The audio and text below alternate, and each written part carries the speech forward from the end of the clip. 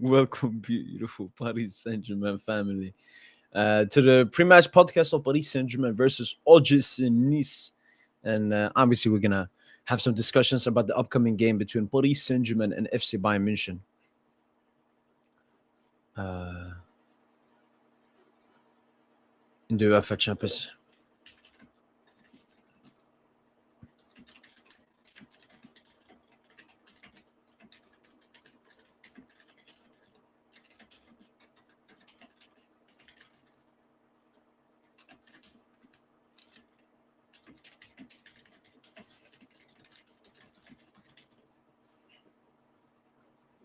So, but yeah, hopefully everyone has had a great Friday. Hopefully everyone's gonna have a great weekend coming up. Let's talk what there is to talk about. Yo, what's up? It try hard 7,800. My boy Santo, welcome, bro. All right, let me see if I've missed. No, so no reports have dropped ever since I made my review. Hope you're doing well. I'm doing great, Santo. Hopefully you're doing well too, man. Can't wait for tomorrow's game. Really? Are you that high? Because yeah, you know what? Look, in the what was it the recent post match podcast? I compared this game to Paris Saint Germain when we played the Lille right before Liverpool. This game right here. Yo, it was good casing. How good G. Hope we can be dominant and needs to run at the back. That's true, Santo. I read the Luis Enrique's press conference. He mentioned that at least 2 times. That Nice, ever since Luis Enrique had come in at the Parc des Princes, have beaten us twice. So, yeah, you know what? It's more than just a game. Honestly, yeah, you're right. You're right. It's not just a game where we should pick up the 3 points. It just, the buying game is at the back of our heads. But I'm comparing it to this game. This was straight before Liverpool. And we played with a really strong lineup and absolutely destroyed them. And it wasn't just a destruction, it was a first half destruction. Let me see if I can find it here. There we have it. Lille right before Liverpool, as you can see. Now better on foot mob.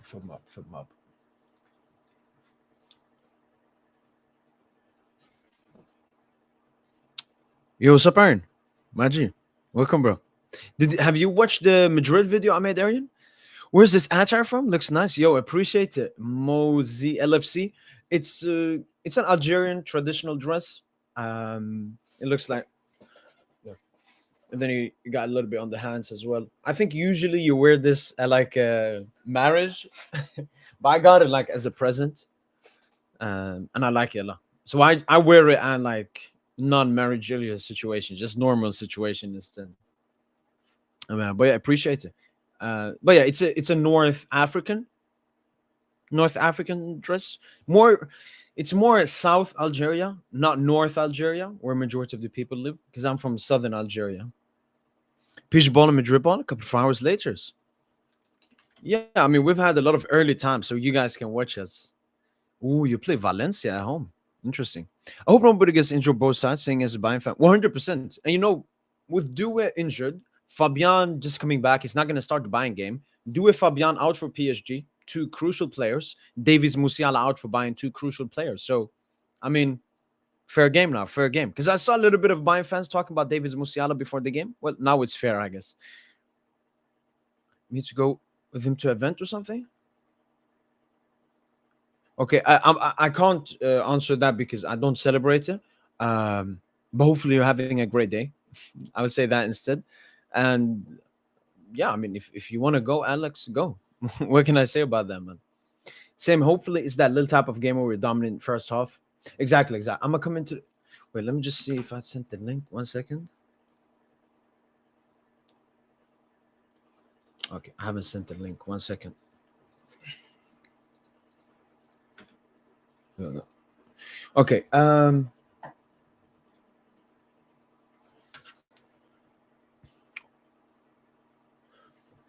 Let me find this little game here.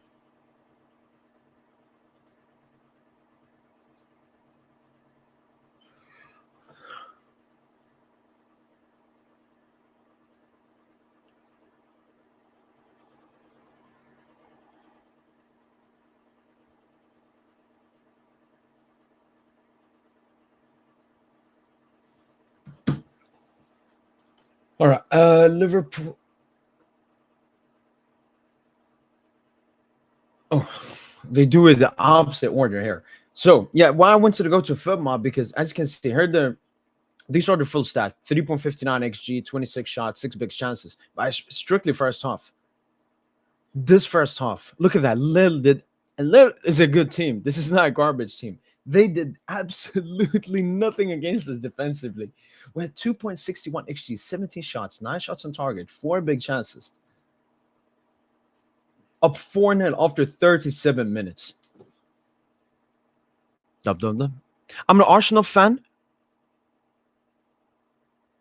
Forget you again this year. We could collab. I don't do collabs anymore, but I mean, yeah, good luck to Arsenal, I guess. Bayern's gonna smoke you guys. Dembele doesn't play with desire. Barcola is not a finished product. Yeah, Kvara is okay, but not consistent Ligue 1. Midfield is iffy. If I'm looking at Warzam and Vitinha are okay. You do know that this team won the Champions League last season. You mentioned Kvara. Yeah, Kvara has been mid in Ligue 1. Nobody disagrees with that, but he's been absolutely cooking. Khvicha Kvaratskhelia, in his last 3 Champions League games, which includes the Champions League final and the Atalanta game and the Leverkusen game, he has 5 GA. What more did you say? Dembele doesn't play with desire. I mean, he just came back from injury, but sure. Inconsistent Ligue midfield is if we're looking at Warzam and Vitinha are okay. Vitinha, third in Ballon d'Or, best midfielder in the world is okay. I mean, look, if you want to hate and troll, do it in a better way, man. Should we extend them boots? I did see your comment, Giannis. We said make a video about them boots. Obviously, we should extend Dembele. What kind of question is that? Just going through a tough period with the injuries and everything, man. We will check out the predicted Nice lineup. Honestly, I was playing a game. I was playing FIFA with my friend, and then I forgot about the time. And then you gotta play last game. You gotta play last game. Would you rather have Ajax and Benfica to spend 100 million quads players than 100%? 100%. Those are historical clubs. Bigger clubs, bigger fan bases, mean more, playing European competitions. I mean, yeah. Do you see people dressing as monsters Halloween in Stockholm? I haven't. I only went to the gym today, so I haven't been. Plus, I live in a very immigrant neighborhood, so I'm not gonna see them here. But no, I've not been to like central Stockholm to see that today. No. Dub Arian, dub. No, because I went through Arian, and yeah, I mean, Xabi Alonso deserves so much prop, Arian. He genuinely deserves so much. Like in such a short span, Arian. And think about it, Arian. I think next season is when we will see the actual Xabi Alonso project, Arian. Because there's still stuff like Rudiger is gonna leave, Carvajal's gonna leave, some other players gonna leave. He's gonna bring in new players. I think Rodrigo is 100% basically gonna leave. If you guys don't extend Vinny, because then Vinny will leave. So yeah. Shout out to him, man. Chevalier can only see Diaz. Yeah, Bayern are gonna feast. Honestly, I'm not in a strong position to defend Chevalier like that.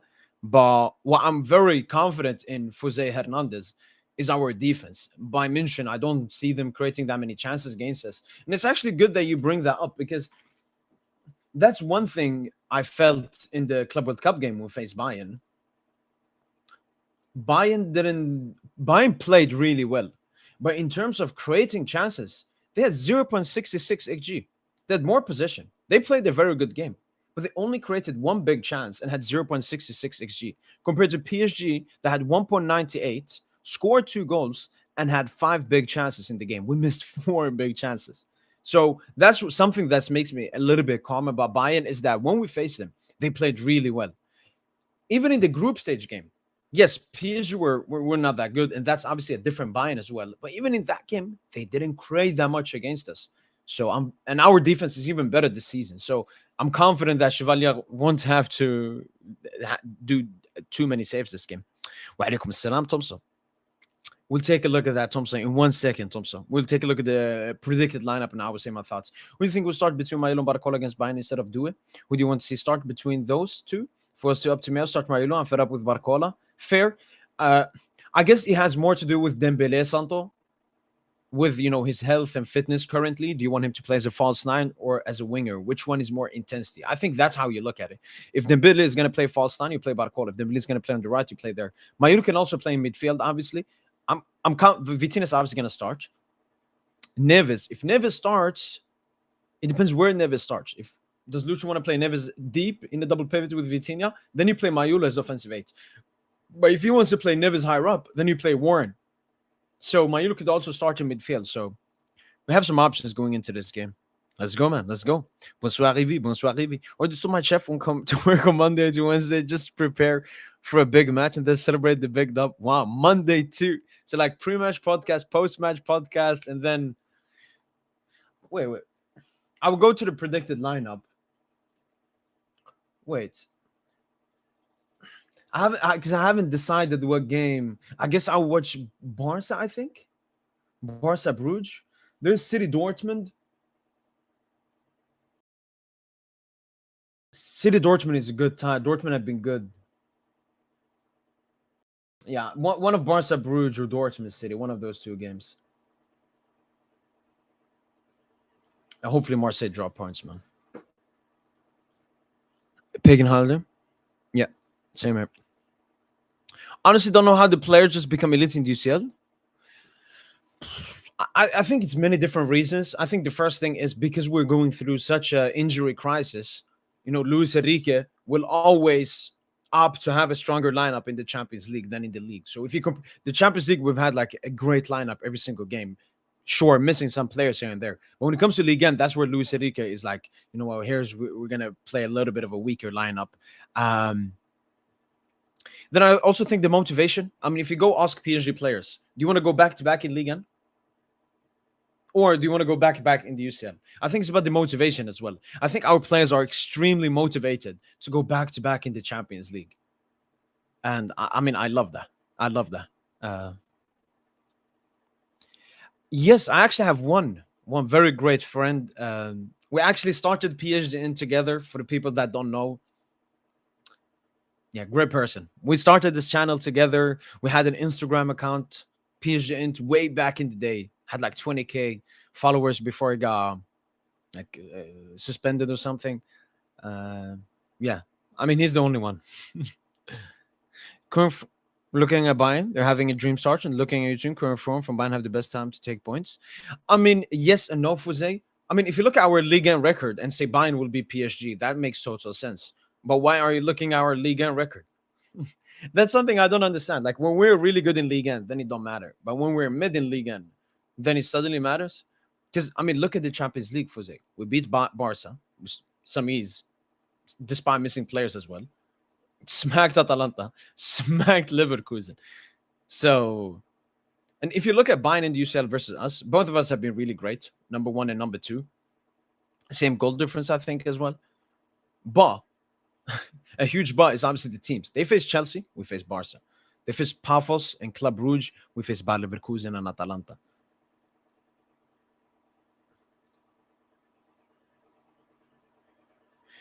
The brighter the light shines. Yeah, that is true as well. Le Starboy is injured. Is it safe? Neves? Yeah, he should be starting. I think a lot of it depends if he's going to start this game versus Nice, but I think he should start. Yeah, you can't. I don't invite people or something. I need that win versus Bayern so bad, man, especially because it's at the Park. We haven't beaten them at the Park for so long. Yeah, and it's not just Bayern at the Park or something. It's just our record at the Park. Honestly, should be better. We're better away under Lucho.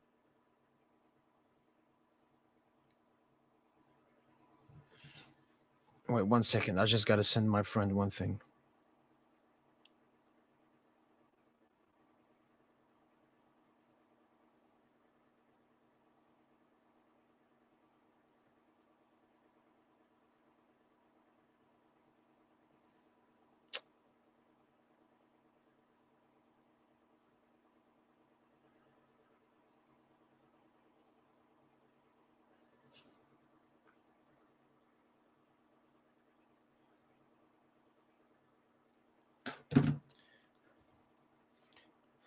I don't know if you've done this already or not, but rank the best center back partnership so far this season. I haven't done that.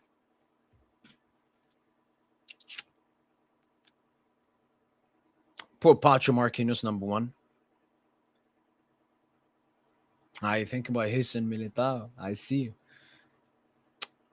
I think Bayern Upamecano, obviously. Maybe Opata, Hasan Militao.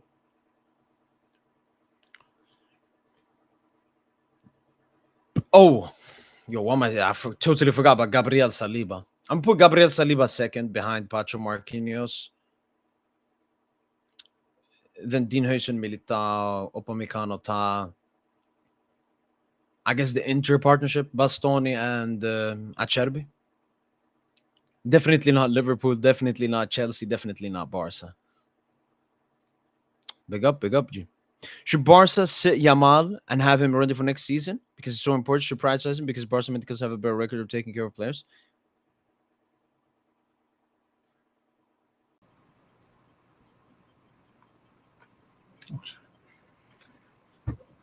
Yo. What's up, G? Yo, what's up, Tosin? All good? What's up? Yeah, man. How you been, bro? Oh, you still rocking that jacket? Yes, sir. No, I'm doing well. I don't know. I'm trying to live up to the excitement for tomorrow, but it's hard because the Bayern game is coming up as well. Yeah, you celebrating Halloween? No. Oh, Yeah, you thought this was Halloween? No. No, but you worn that shit hella times. Yeah, man. Yeah. Shout out to Unemployed FC. Who's Unemployed FC? I'm part of Unemployed FC. I don't have a job anymore, like I told you earlier. So, you know. Yeah. Your boys out here, you know, ready for work on PSG XI or anywhere else, you know what I'm saying? But yeah, man. But wait, do they celebrate Halloween in Sweden? Yeah, I mean it's just like Christmas. It's a international worldwide celebration. Yeah, okay, gotcha. But yeah, man, tomorrow's game, bro, it's a must win. I don't care that I know Bayern is the biggest game of the week, obviously, and the biggest game of our season up until that point, right? But still, that doesn't mean Nice isn't a must win. We lost that same fixture last year, and Marcin Bolka had like fucking nigga had like 12 saves, bro. Yeah. Which is just insane. Like he can't overperform like that. If he overperforms like that again tomorrow, something's up. No, I agree. I even read the Luis Enrique press conference, and he did mention that, that we haven't beaten Nice under Luis Enrique at the Parc des Princes. So I definitely think that's something he's gonna want to change. I just want to respond to this question because he asked for an answer. No, I don't think Barca should sit Yamal and have him ready for next season, but I definitely think they shouldn't overplay him and give him as much rest as possible, even extra rest. That's what we do with Due and other players. We sit them out. For example, Dembele just came back from injury. He was a little bit felt a little bit uncertain in the recent game versus Lorient. He's not predicted to start. How do you feel about that, Tosin? Because I remember when you said, "Oh, is he going to start 3 games in 6 days, 7 days, or something?" Oh yeah. With Dembele. I don't know what to say about Dembouz, G. It's just the dude just gotta take things easy. But have you noticed since so today is October the 31st. Okay, probably not for you because of the time zone, but today's October the 31st. We played the Champions League final on May 31st. That's exactly 5 months ago. And in those 5 months, Dembele low-key not been healthy, bro. I mean, Tosin, you can go even further back. Basically, Arsenal first leg. Since then, we haven't seen top-notch Dembele. We didn't get to see a second leg, even in the Champions League final. We didn't get to see in the Nations League semi. We didn't get to see in the Club World Cup. And we haven't gotten to see it in the beginning of the season so far. Yeah. But it's still early, though. It's still early. No need to panic. No, I'm not. I'm not panic. I just feel this buying game is now here. It's a huge game, and if there's any game we need Dembele in, it's this game. But obviously, we shouldn't, push him or for him to get injured again. We don't want to relapse or anything. He's just a fragile ass dude, bro. Dembouz was great in the Super Cup, but that still wasn't 100. Maybe that was 100% Dembouz. We could say that maybe that was 100%. Yeah, I would Dembouz. say, because he was like the only. I would say he was the only sharp player in the first half of that game against Spurs. Like everyone in the 11 didn't look good except him. That's a fair argument. So that's 100% Dembele in terms of injury, Kevin. But he's Saint-Germain and its players only had like 7 days of preparation for that Spurs game. So I guess less preparation for that. That's why PSG weren't that good in that Super Cup. It's because we just came back from like barely a break from that Club World Cup final. But yeah, I mean it's the beginning of the we're in basically November now, but it's all about later. Obviously, the Ziri do it, Tosin. We got some good news. Yes, sir. Yes, sir. Not that bad. Yeah, I was very relieved. Very relieved. But you know what, though? I think the club won't play him until 2026. Yeah. No stress. They'll take a lot of precaution with him. Because I think hamstring is easy to be relapsed, Tosin. Maybe I don't know that much, but it feels like it's easy to. Well, if you look at Dembele's career, yeah, I guess.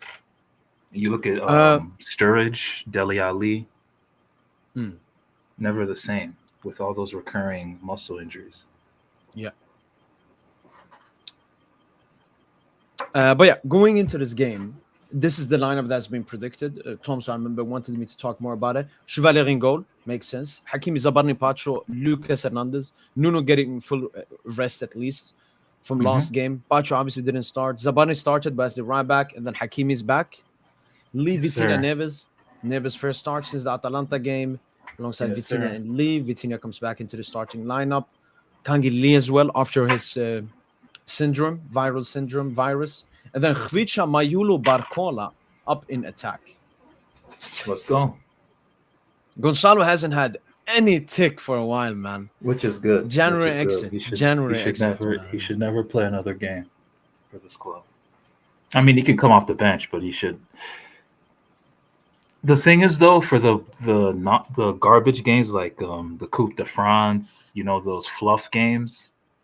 Yeah. Who do we select, though? That's the thing. Who do we select if Gonzalo leaves?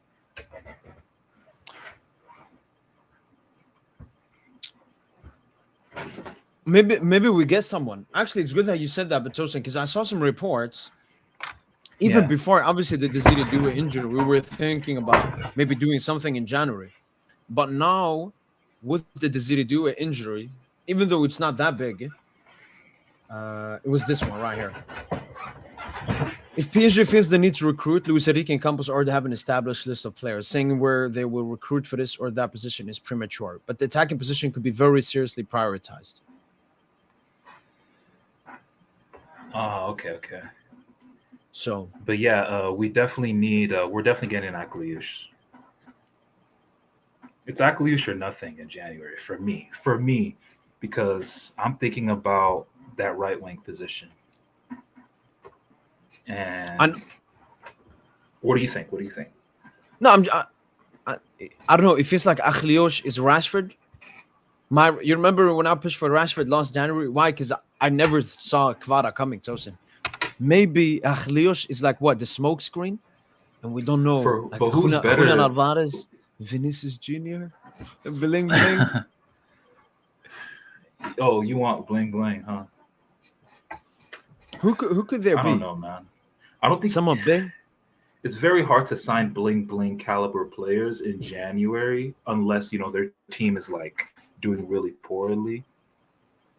But yeah, Kvara is a unique case, to be fair. What about Alvarez? It's realistic that he wants to leave. That's something. It's just Atletico won like 150. Would you shell out 150 in the middle of? How much did Atleti buy Julian for? I think Like, what's the 90, official amount? 95, 90, 95 on transfer marks. Crazy. Because that's what I would spend for him right now. I don't think I would go up to 150 like you're saying. That's too 90 much. M. I don't think I would go up to 150 like you're saying. Would you do 130? 120. 125? 120? That's a lot of money still. But yeah, I mean, he's an attacker, so I think you can justify it. Ooh. Trehard makes a cheeky one here. He mentions El Mala from Köln. You remember we watched comp of him? Because I've seen, Yeah. it's not just PSG, they're off to him. I saw A like lot of big Bayern, clubs. City. Yeah, that might be the guy then. It could be him. You know, some low-key signing. Yeah. And then obviously this one is not an attacker, but that non-center back. I've seen so many clubs linked with him as well. And now the left-footed center back from Nantes. Yeah. And now more clubs are also linked to Jacquet as well. Bro, we need to. We're not getting Upamecano, so we need to get Jacquet. Jacquet is the next that report. great. I sent. Yeah, you sent it to me. You sent it to me. Yeah, you said You think he's it's Madrid? favoring the Prem. You think no, but it said he's favoring the Prem. What? That's what the report said. That's what the report read when you sent it to me, G. Wait, that he's favoring a Premier League move? Maybe I didn't read the full of it. For some reason, I missed it. Reece Cross plays an important role in negotiations with Bayern. Frenchman is continuing playing in the Premier League in the long term. One of the options table is renewed contract for years. Well, I totally missed the Premier League, man. Yeah, if he goes to the Prem, I'm not mad. Fuck it. I don't really like. I rate Upamecano highly, but if he wants to, I don't think PSG are that pressed to try to get him, bro. I don't think so. Yeah, let's get Jacquet, bro. We have to get Jacquet. Jacquet is basically way colder than Yoro. He's better than Yoro. He's better than Yoro, bro. He's way more athletic than Yoro. Way more of a front foot defender. Looks mature as well. Yeah. Great physique too. Super tall, lean, rangy, you know? That's what we need, bro. Take that all day. And I mean, I guess you probably just end up re-signing Markey. I know you're not I know you're not gonna feel that, but like, you know, a little 1 year extension. Yeah. 2-year extension at most. Yeah, still only 31, 30. Yeah. I mean, I think the biggest thing is we have Zabarni now chosen. So like if Marquinhos is thinking up, we have someone to take that spot from it, which we didn't have last season, for example. Like we were totally reliant on Markey being good. Yeah. Zabarni is good, but Markey right now is better. Thomas Araujo, do you rate him? Though? No, he's more like he ain't been lighting it up. He ain't been lighting it up. Plus, he's more of a like Kunde type. Like if he was a left back, don't center back. No, what I mean, he's like he plays right back and he can play as a right center back. Like if he was left-sided, he suits that Nuno Mendes role that we have. But he doesn't really. You know what? Can I say something about Beraldo though? You know, I'm still team Beraldo. Yeah, honestly. Yo, can you on in the DMs, can you check that tweet I sent to you on Beraldo? Can you find it? It was probably a couple days ago, weeks ago. Like that graph. 1 second.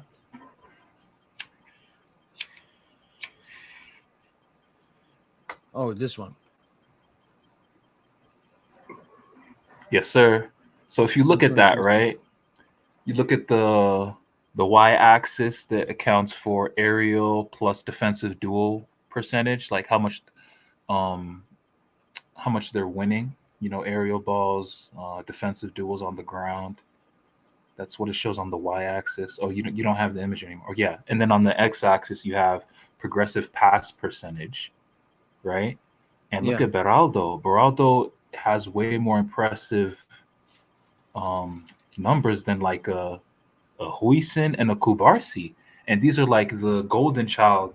These are the golden kids of two of the three biggest clubs in the world in Madrid and Barcelona. So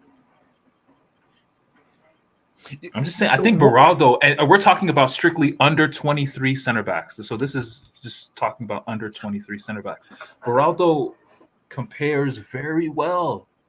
Like people really sleeping on Beraldo, though. I'm not talking, but one question I have is, how much is it the PSG system? Because Zabarni is here.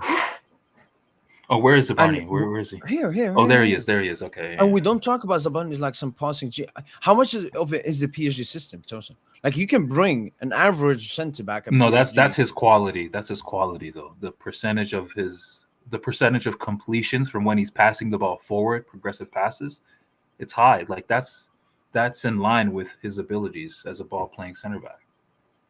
Wouldn't you agree? No. We know Beraldo is a great ball progressor, which this shows. And even aerial defensive is good. Better than Huijsen and Kubarsi. On the duels. I think he's been underrated. He's playing in a tougher league too. Yes, I said tougher league. Deal with it. He's playing in a tougher league than them. For like a defender, it's a tougher league. In my opinion. Because you're hassling with 6'7", dudes from fresh off the boat from West Africa, Central Africa, North Africa. Yeah, it's a whole different vibration.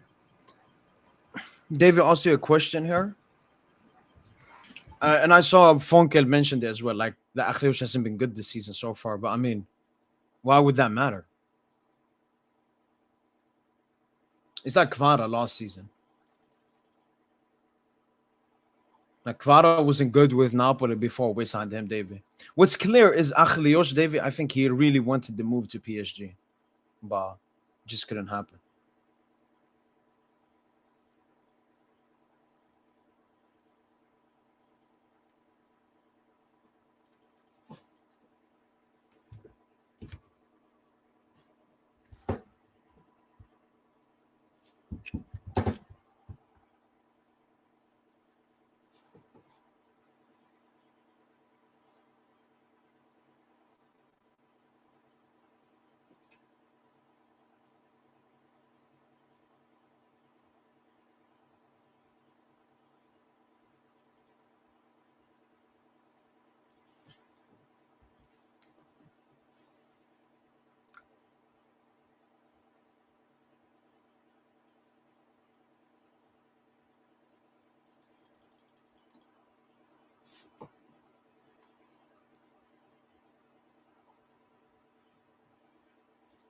Adeyemi.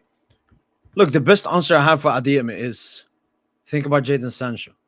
Think about Erling Braut Haaland. Think about Jude Bellingham. Think about all the talents that went to Dortmund and left for a bigger club. Ashraf Hakimi. So many players. But Adeyemi is still at Dortmund. What that tells me, I don't have to watch Dortmund. I don't want to watch Adeyemi. Adeyemi is a talented footballer, but he isn't on that caliber.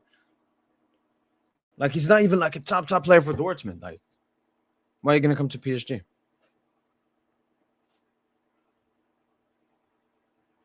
Company was scouting Hakimi.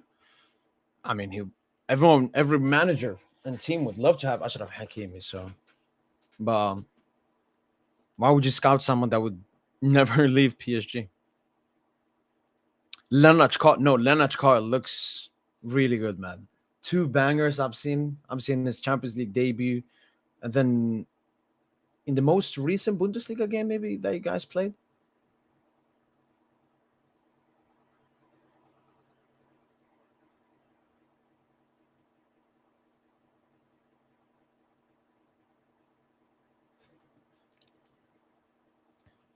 Tosun Zabarnimo, it's an incredible game, so once not too much. Even in the so-called like critiqueful games, like the Leverkusen game, I wasn't that critiqueful of Zabarni in that game. Is he better than Markey? Honestly, I want to see Markey in a big game where he's tested. He obviously started the Atalanta game, but and missed the last 2. So yeah, Marquinhos Bayern. I think we've seen Zabarni versus Barca. Now it's time to see Marquinhos versus Bayern. But I mean, both top. It's actually funny how one got injured, now one is suspended, so both of them got opportunities. Yeah. There's not a single player or Real Madrid, Inter, or Man City better than Due, Dembele, or Barcola outside Mbappe who play for PSG. The Ras talent at PSG is generational. I mean, you wouldn't say Haaland, Velderen? I love Haaland, man. I love my attackers, but Haaland? How was that your conclusion? I mean, even David here, he said that he thinks Zabarni is better than Marky.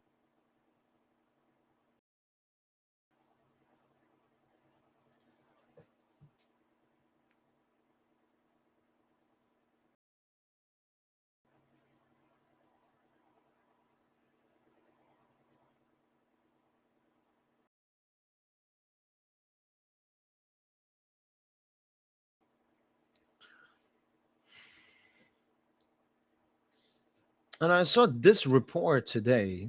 If anyone can help me understand it, new Ligue 1 will soon be distributed on PlayStation and Xbox consoles. A deal is set to finalize imminently. Ligue 1 will soon be distributed. Are they talking about broadcasting Ligue 1 that you will watch it on Xbox and PlayStation? I didn't understand that. Bayern have the edge of PSG and will probably win since PSG league form isn't that good. I mean, that doesn't make any sense. Are we gonna play Bayern in the league or in the UCL? Oh, yo, please look. This is I don't know if you're a Bayern fan or not, but this is a message to Bayern fans. Look, my picture of Bayern fans is respectful, honest, logical. Please do not be arrogant. Do not do a Barca. Do not do a Barca. I repeat, do not do a Barca. What Barca is was complete arrogance. At least here you're just saying have the edge over PSG. That's calm. But using since PSG's league form isn't that good as the reason you will beat us makes no sense. Please don't be like Barca fans, man. I can't deal with that. Yotos. Yeah, my bad, bro. Shit just disconnected. What were you asking before I did? We were looking at the. No, you got a question. Oh, about Akhliosh. Oh, Akhliosh. Oh, he been stinking it up recently. Yeah, he said, "Do you still want Akhliosh despite him being stinking?" Oh, yes. Still, yeah. I mean, just because you're underperforming doesn't mean you're shit.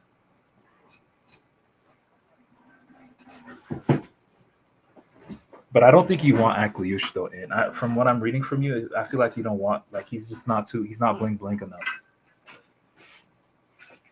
Yeah. No, Akhliosh, when you look at his profile and everything, Tosin, he's exactly what we need. Not need, yeah, but once. Yeah. Who do we need though? I don't think we need anyone. We need anything. Yeah. Would you still say we need a right winger though? I feel like Akhliosh, we kind of need that. We need. Ooh, or was he overperforming? I don't think he was overperforming. He had good showings against us, against Benfica, against Barcelona in the league phase. Yeah, I just think Akhliosh is a very, very good player. The thing is, though, his ceiling isn't as high as a Due or Cherki, like his contemporaries, in the same age range. Yeah. But he's still really good. Yeah, and I even said Tosin Kvara. He wasn't in good form before he joined us. Yes, he was injured as well. Yeah. Yo, what you make of the Pogba news? Yeah, I remember I watched the video of him in training, and then I read a duel. Bro, that video of him in training, bro. Someone Dude said he fat, looks like bro. Look how Jersey. he running like a fat man, bro. It's nah. I think he cooked, G. I think he's cooked. Especially in the new like modern football, Tosin. I think if Pogba got his injury, let's say like 7 years ago, he could Mhm. maybe come back better. But now like football is played at a even higher intensity, and athleticism is even more important than it used to be. So yeah, I think like What? World Cup stuff, yeah, he's never he's never making World Cup squad, I think. No, I don't think so. I've seen that Kante might come to Paris FC. Yeah, in January, Ooh, I don't know. it could be January. Could be as soon as January. If he comes in I think he might just end up making the World Cup squad. I mean, he made it before what the Euros start Yeah, playing in Saudi. yeah. But he hasn't been called up recently. So Yeah. No, it could be that he wants to change it, or I don't know, just wants to come back. what was that tweet you had up, bro, about Liga?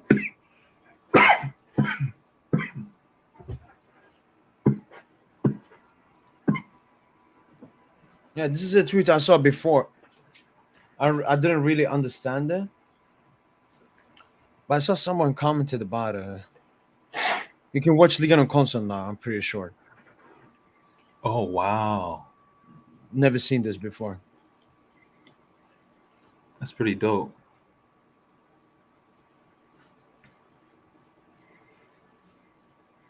I don't play video games though. Kind of grew out that shit. Oh, this is something we can talk about. The Ibrahima Mbaya situation is really interesting. So we obviously he signed to Faisal Amari's agency, and now he got Is demoted that confirmed? to Is the that under confirmed? 19. No, I don't think so. It was like he is going to, and now he got Oh, okay, demoted to the okay. under 19s. We're gonna play Le Havre. And then there was another report. Yeah, here. Within the club, the idea of a punishment for Mbaya is being refuted. Luis Enrique would like to give him the opportunity to respond in his age category.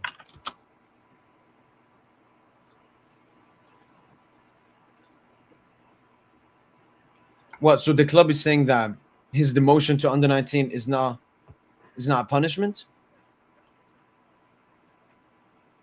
Within the club, the idea is no, it's not a pun. I don't think it's a punishment, dude.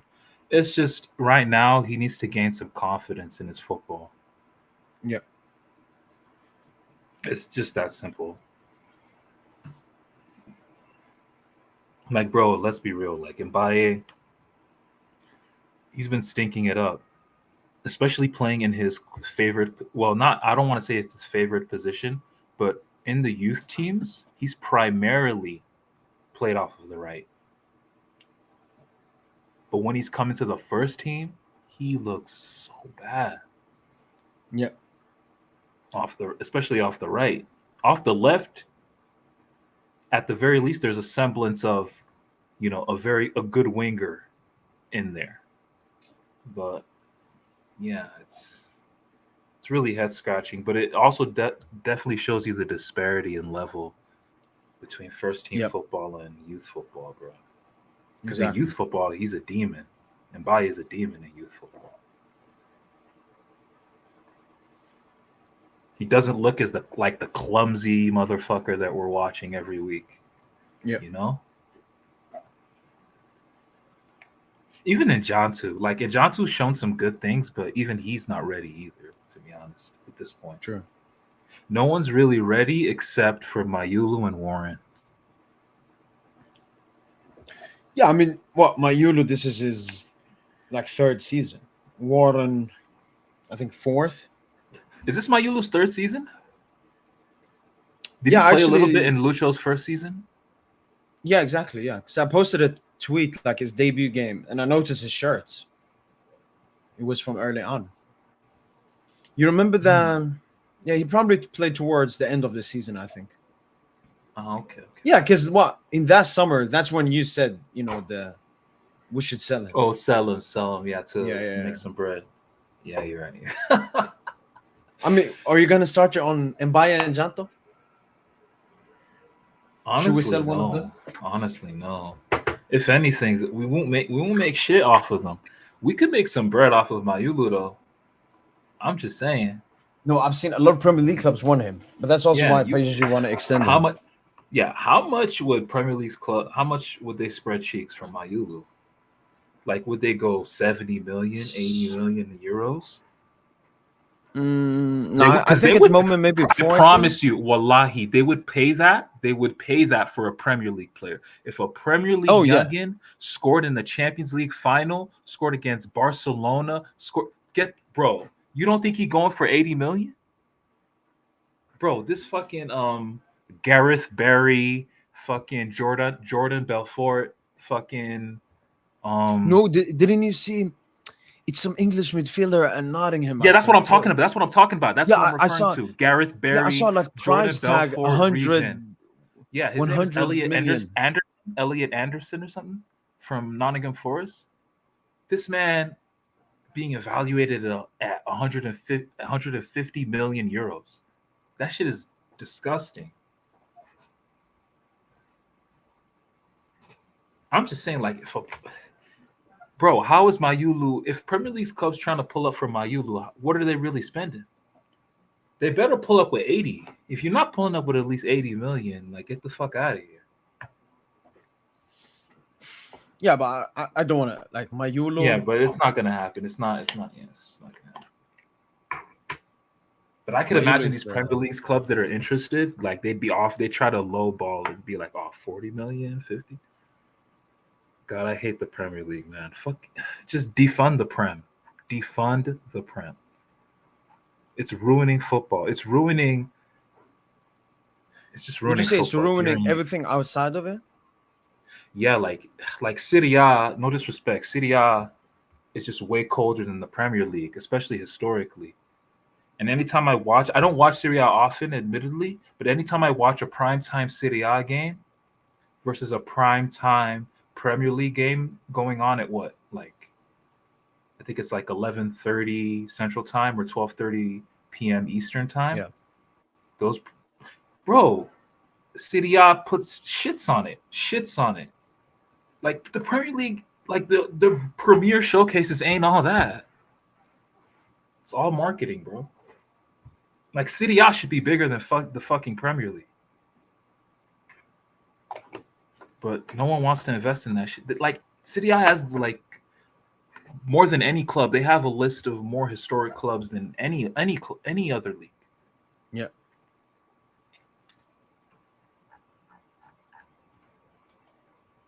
Have you seen the Nuno Mendes tweet that went viral, Tosin? Is that what Fabrice Hawkins? Yeah. I mean, look, for the people that don't know, this tweet, as you can see, has 683K views. Insane. Which led obviously other people to make other tweets. So you're not seeing the views share and everything. And this is what the report says: Nuno Mendes seriously considering leaving PSG. That's not that. You see what it says? Seriously considering. It means seriously considered, not considering. No, I know. It's PSG community. So I've seen some French people say it's the translation. Très pense à partir de PSG. Yeah, maybe it's not. Maybe just PSG community with a clickbaity title. I don't think it's a clickbaity title. I think it's a wrong translation because avait. I don't know what avait. Doesn't it mean like had? Like past tense means something in past tense. Like maybe he had seriously thought of leaving. Had. Yeah, had. It means had. Okay. Yeah, it means had. Okay. Yeah. So seriously had. And then even here, you can read it. During negotiations for his contract extension, he didn't feel sufficiently available to the club. So if anyone just uses a little bit of their brain cells and reads the rest, you can clearly see this title is about when Nuno Mendes was extending his, when there was a problem extension around November last year. But yeah, so many people let's look at it first, man. He's going to Madrid. Wait a minute. Left wing Davis, left back Nuno, Florentino. Look at premise report. Oh, is that Nuno? Yeah. Yeah. No, it's not fake. It just the translation fucked it up. So obviously this report shouldn't come out now. Why is a report 1 year ago coming out now? And then obviously the translation messed it up. A lot of people thought, oh, maybe we can get our hands on Nuno. Bro, I'll be reading Nuno's tweets, bro. Genius. No, he's a go-to. He's had some recent bangers as well, I've seen. Oh, he had bangers? Yeah. Okay, there's some tweets here.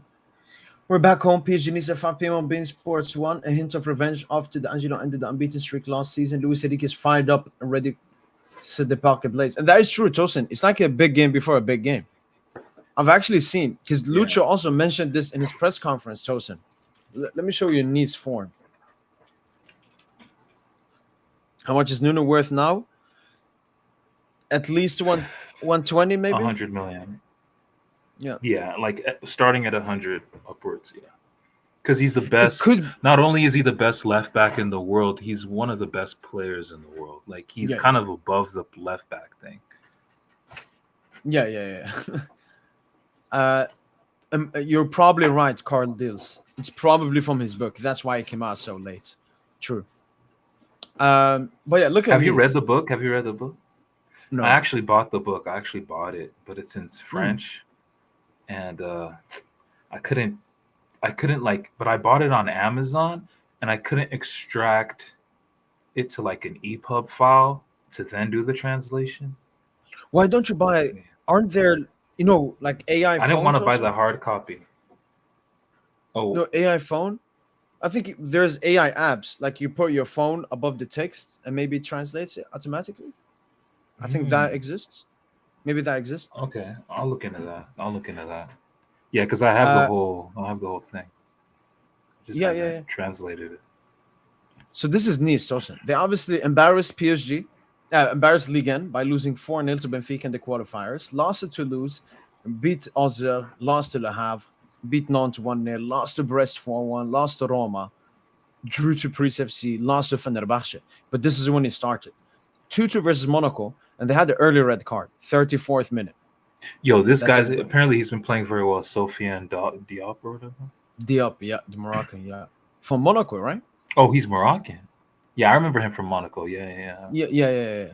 And then they beat Lyon, Tosin, 3-2. Then they beat Stade de Rennes 2-1, and then they beat Lille 2-0. So they've had really tough fixtures. Oh, they've done really well in domestically. They lost to Celtic. Yeah. Another red card. What the? Yeah, they love red cards. Claus, yeah. Jonathan Claus. Okay. And now it's us. So if they are in great form, which makes Luis Enrique wants to beat them even more. And second of all, the record. I think Lucho is going to put up a strong lineup, and he's going to tell the players, yes, we have Bayern on Tuesday, but I'm expecting a great performance, at least in the first half, Tosin. We can end the game in the first half if we play our best level. The only issue, Tosin, if Nice are probably going to play a 5 at the back. So L'Equipe, I don't think L'Equipe have posted their predicted lineup because L'Equipe usually What have they been playing in recent games? They've always played 3 at the back, though, because don't they still start Dante? Dante's actually unsure.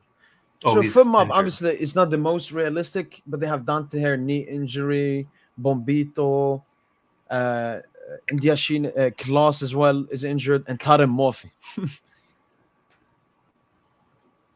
So this is FootMob. Again, it's not the best, but this is pretty much what they predict. So Diop is playing like as a 10, Tosin. They have Abdul Samad. I think he used to play at Arsenal before.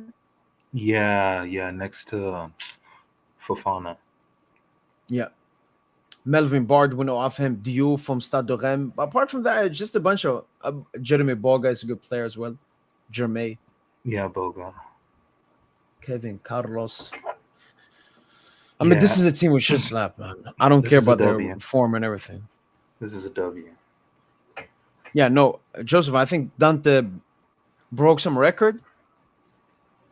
Maybe it was when they played the European game or Ligue, and like one of the oldest players or something. How Yeah, old is he? dude's still Like playing at 42 41. or something? 42. Yeah.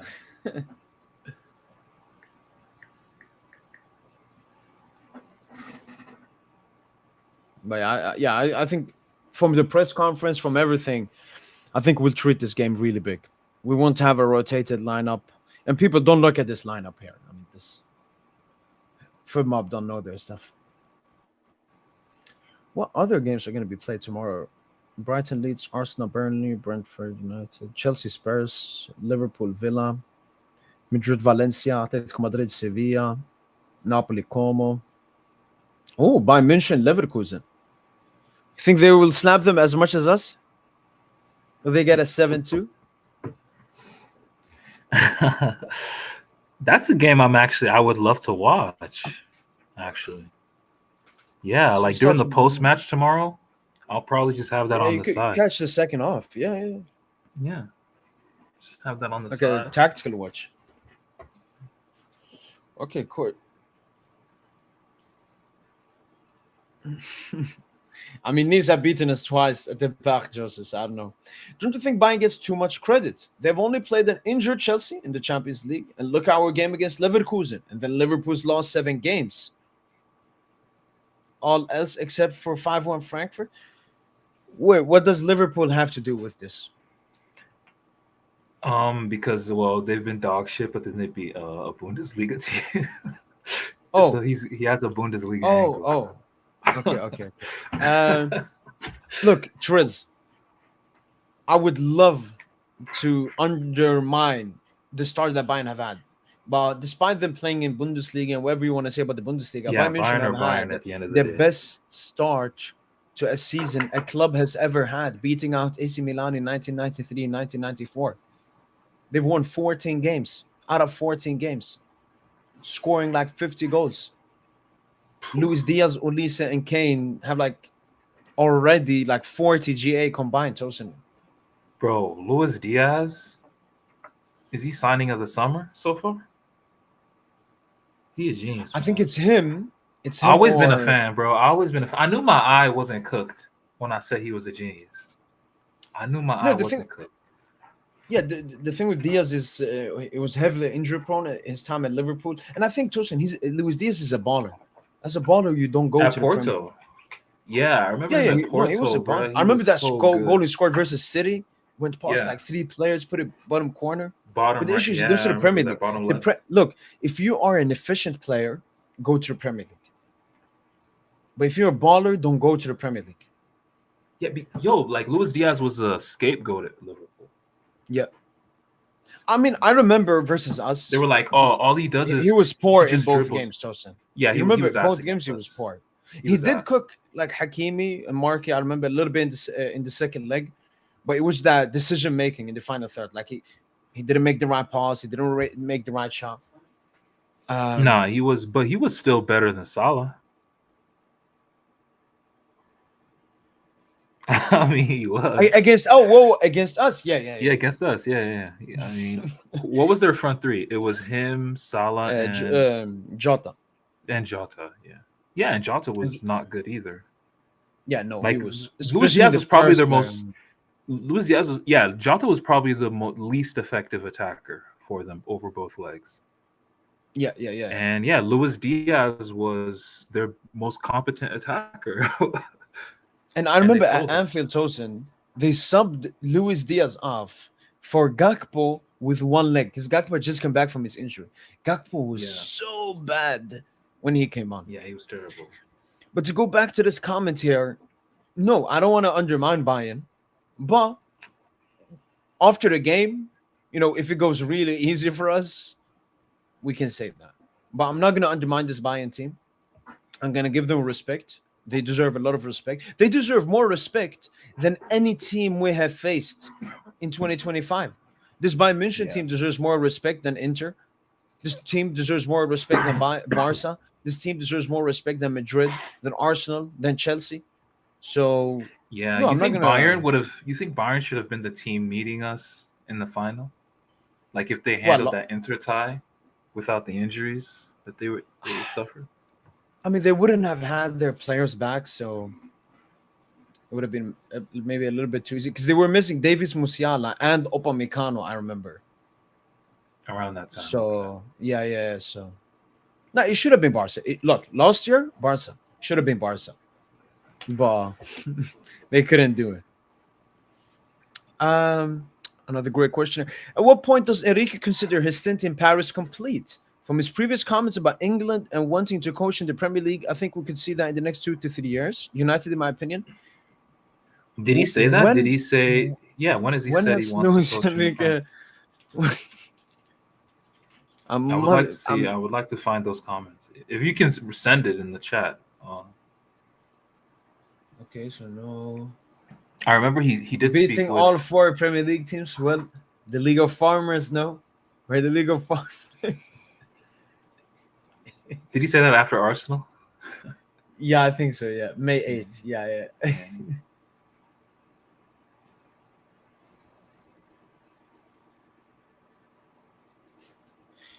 Yo, I mean, Kieran, could you maybe send it to me? Because I know I read basically everything that comes out, and I would have known if this was true.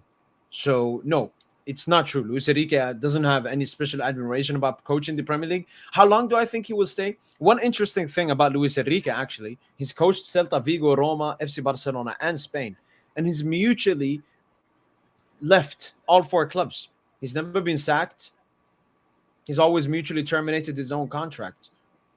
So I think the same will happen at PSG. I think Luis Enrique will understand when his time is up. Unlike Pep, for example. I think Pep should have left City. But sometimes when you're, have that kind of an ego, you don't want to leave. So I think Luis Enrique will leave when the right time is gone, but he has just started.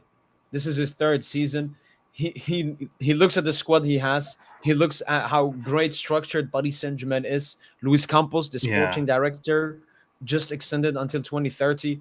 Majority of the players are extended. Why would Luis Enrique leave? I mean, if you compare this to Barca, why did Luis Enrique leave Barca? Because that Barca team was at the end of their cycle. No, but players were also too much player power as well. He didn't like too much that. player power. Yeah. But he did not like that team was coming towards the end of its cycles. The transfers they were making were bad. For a team that calls himself a big club, right? Barca, and they used to shit on us for this as well, But Barca, they're really like a player club, low key. Yeah. I mean, look at Yamal. Look at Yamal already. Yeah, look at they're already treating him as exactly. Number 10, face of the club, Messi-esque, but even worse. We tried that. Yeah, because Messi. You know why it's worse. You know why it's worse. Yeah, you know why it's worse. It's because he's like 17 and they're doing this.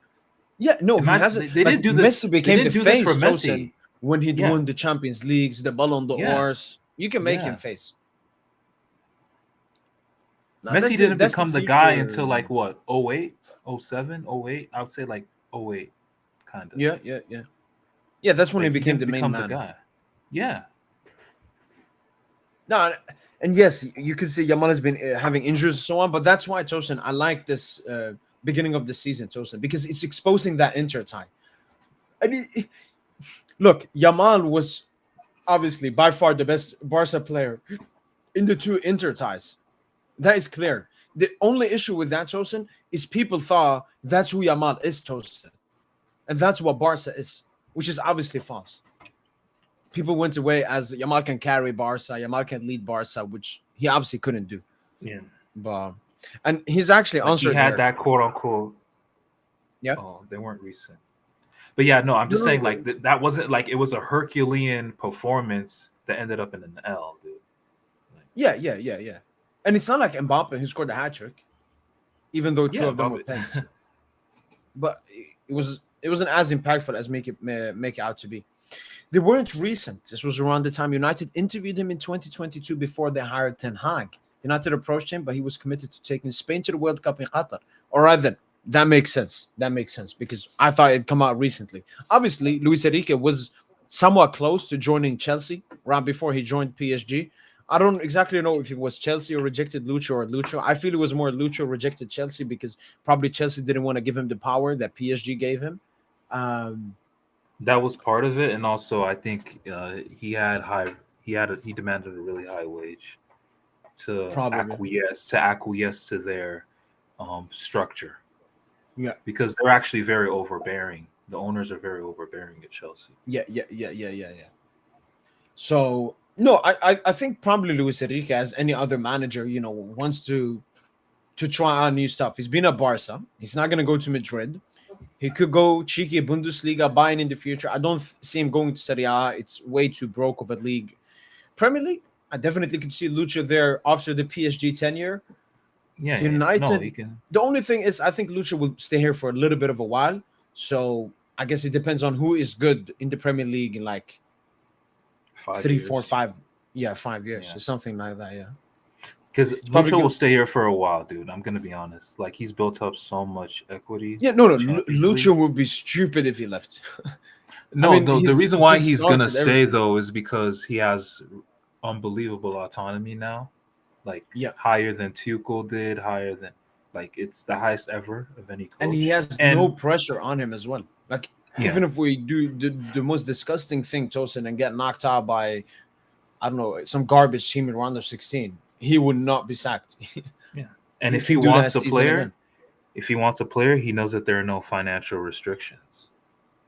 Yeah. You know, so it's, actually some people have compared it. I remember listening to Madrid podcast, but they were hating, like they had like an undertone of like just hate for PSG. Yep. But they were remembering Lucho from his time at Barcelona, and just remarking that Lucho, he's basically the guy who betters Pep. Like he one-ups Pep every time. He one-up Pep with that treble in 14-15 and that dominant run in 15-16 the following season. And he one-ups Pep, who went to Manchester City by going to PSG, which is a one-team league with, A team that's never won the UCL. all this money. Yeah, exactly. A team with all this financial power as well in a one-team league. He just one-ups Pep every time. It was a funny interpretation, but of how they saw things. But yeah, it's Lucho. I just don't see Lucho leaving. It's kind of like that Pep Man City thing where he's gonna be here for a while. Yeah, I mean the thing is also like PSG is much bigger than City. Like City, when you think about City in recent time, it's Pep. But I don't see that with PSG. Obviously, Lucho is a huge stature, but Yeah. the talent of the players and then the history of PSG. This is a club that's Do you had think all the any biggest player? players. Do you think any figure in PSG should have a statue? I've No. never. I mean, obviously, from I don't believe in it. I don't believe. even in a religious perspective, I don't Yeah, believe I the statue agree. thing and everything. Yeah, I don't. But Yeah. if we're gonna do it, No. the only player I believe can in think it. of, Tosin, is Marquinhos. That's disgusting. I mean, I might leave. I might leave after you said that. no, but Tosin, That's it just crazy. That's Mark, it's crazy. more That's you saying he's like the. No, he's not. No, he's not. Don't elevate Marky. the You're captain in overrating Marky. recent time. Yeah, it's captain. I'm But not. you're I'm not overrating overrating him. ability. You're kind Obviously, of Tosin, overrating him. we've seen many players better than him, Tosin. I just think everything he's been part of. He's been at the club for as long as I've supported PSG. Like he's been there through I agree. everything. Captain 11 us to the UCL win. 12 years actually. Like 11, 12 years. okay, we can talk about ability and impact on the pitch, but if you talk legacy, Tosin, I think Marquinhos has the best legacy at PSG. Top No, he does appearances, not. No, he does not. UCL victory. He does not have the best legacy. Probably, he does not have the best probably has legacy. the most trophies. Dude, yeah, you're doing the trophy thing. We're talking performances. Like, you see, this is what separates, and this is what you are not. I'm not talking about you, but this is what separates Tosin, the it's like casual City. from the Who diehard. This is who what does separates City the have? casual from the diehard. City have like Like, David Silva. They have Company, Aguero. no, like, look, Marquinhos is a legend. No one's denying Marquinhos is a legend. But if I open the book from the remontada, okay, that was 8 years ago, the remontada till Aston Villa second leg, at Villa Park. If I open the page, like it's long. The shit is long. Like, how can you say that's like a player that you deify? Put a statue for that's crazy. That's not what I'm. That's, I just. I know. mean I know. Yeah. I know you don't mean that. He represents this time. He represents, everything we've gone through. He's been there for everything as well, captain as well. I hear you. But like, you gotta be like elite, Obviously, the second one, Tosin. My second suggestion would be Dumbuz. He just got to stay here for longer. He needs to play. For longer. Maybe win more and so on. Yeah, but he's that Ballon d'Or. Won Champions League as the main man. Won all the trophies and everything. Huge leader on the pitch. But just obviously. But I just don't believe in it though. I just think you're putting, when you put a statue though, it's like you're putting that person above the club, like club over everything. Like Madrid don't do it. Barcelona don't do it. Have they done it? It's only small clubs. It, right? Small clubs. It's like only Arsenal. Clubs. Arsenal have the Henry statue. That's small club activities. Wait, let me see. Yeah, it's only so. This is an English Premier League thing then, because even Serie A clubs don't have it, right? Yeah, it's not. It's really some small club shit. It's just some small club shit, bro. Like Manchester United got it. Damn, Manchester United might be a small club. Who's that? I don't know. It looks like maybe they must be very old. Must be from the Busby Babes or some shit. I don't know.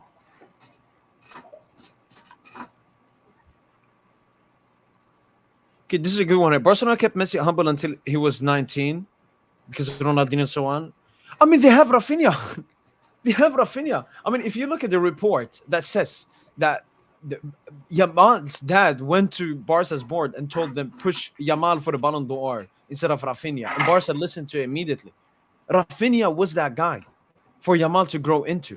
It's like Neymar and Mbappe, age-wise, similarly as well.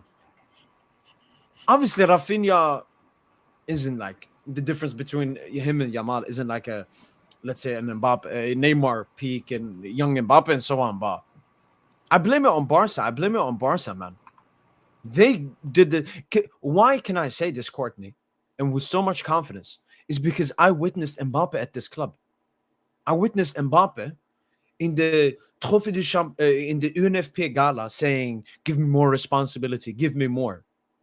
He said so openly in the award, or maybe I will have to leave or something. He was always playing with us, man. He was always playing with us to get more power at the club. And what did we do? We became cucks to Mbappe. And how did that end? Very bad. Very bad. So I don't understand why Barca are doing the same thing. We learned you don't do everything for one player. We should have sold Mbappe. We should have listened to Leonardo. We should have sold Mbappe and be like, okay, Mbappe, you want to leave? Fuck you. We don't care. And I think that's the Paris Saint-Germain mentality now. If Dembele wants to leave, obviously it will never happen. These are just examples. But if Dembele wants to leave, go. If he wants to go. And that's the new mentality I have as well. I learned that from Mbappe. Yeah. So, no, it's I blame it on Barca. Barca should take full responsibility for, what they've done, how they've treated Yamal and made it. I mean, Lamine Yamal has the second highest wage at Barca. That was Barca who gave it to him. How can you give an 18-year-old the second highest wage? Yeah, that's pretty nuts. But to be fair, I mean, you can't really count his pockets. Like, he's going to command that. He's a very marketable player, to be fair. I mean, yes and no. Barca should. Who's the only player? Who's the only player? Yeah, it's not like Warren, because Warren is not. No, in the sense of Warren Tosin, he got a better contract than what he deserved. And guess who is the agent? But I don't think it's Jorge Mendes, Tosin. Both agents, Jorge Mendes. He just abuses the clubs. You remember what Jorge Mendes did with Warren Tosin? I think it was because we wanted Joao Neves or something. He said, like, I will not help you get. No, we wanted to sell Ugarte or something. He said, I will not help you sell Ugarte if you don't give Warren the wage that I want you guys to give him. So he probably did the same at Barca. He probably said something like, if you don't give Yamal this wage, we'll leave or something.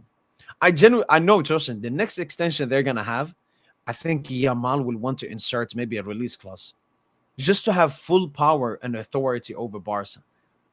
And if that happens, it's the end. And Orlean here is going back to the Marquinhos point. I've supported PSG for 30 years. And Marquis is our biggest legend, without a doubt. His one legend status isn't discussed in Paris.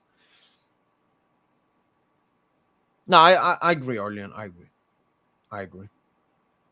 I think winning the Champions League as the captain, top appearance maker, most trophies as a PSG player.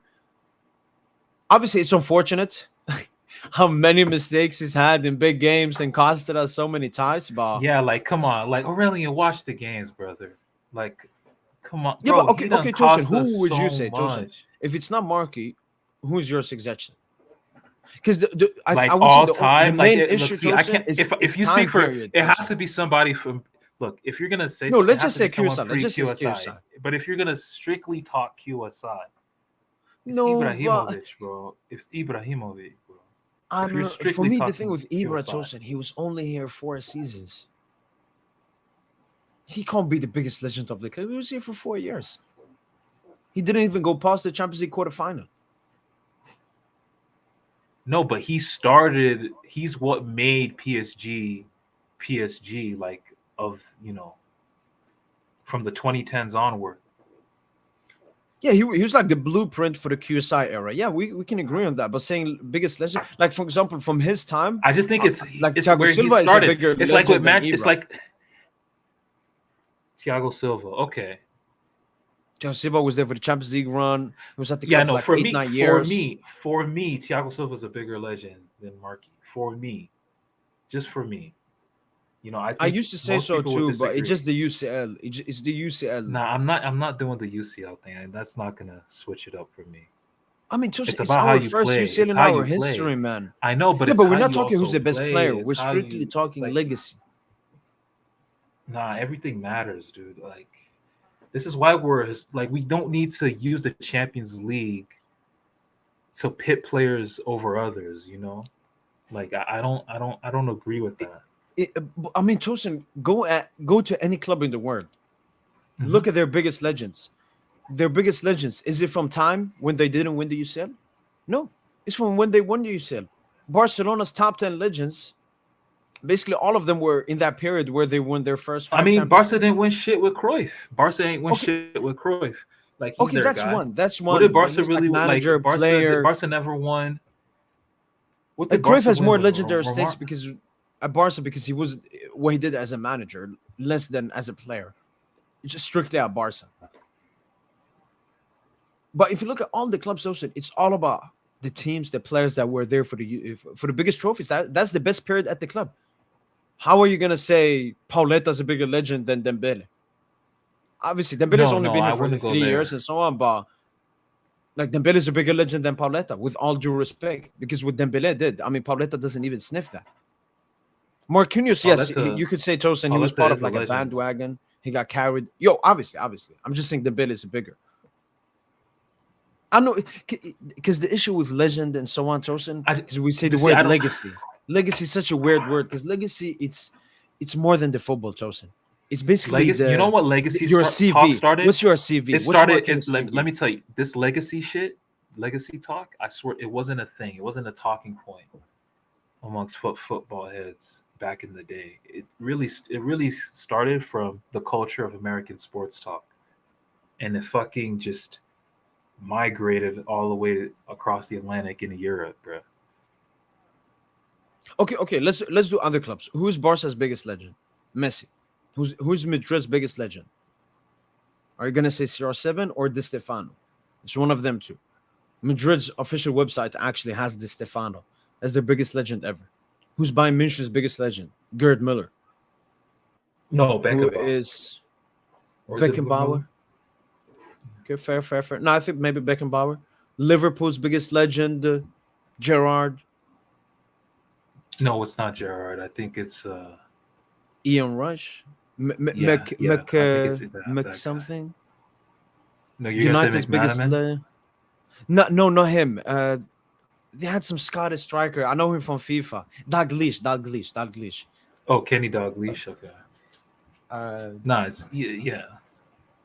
I mean, okay, so who's our biggest legend? You're gonna say, like, you see, these are big names. These are strikers. These are attackers you're talking about, and you're gonna say Markey? Like, that's crazy, son. I just that shit crazy. What can I say? Well, I guess we don't have as, but that's the thing, Tosin. It's like before Messi was Barca's GOAT. Who was Barca's GOAT? It was maybe Ronald Koeman. No, It was maybe no, someone no, like that. no, And it then when wasn't that. Messi It had wasn't the UCS Coleman. and everything, I think Dembele, how it looks, Tosin, with the dynasty we're in, he's eventually gonna clearly become our biggest legend, Tosin.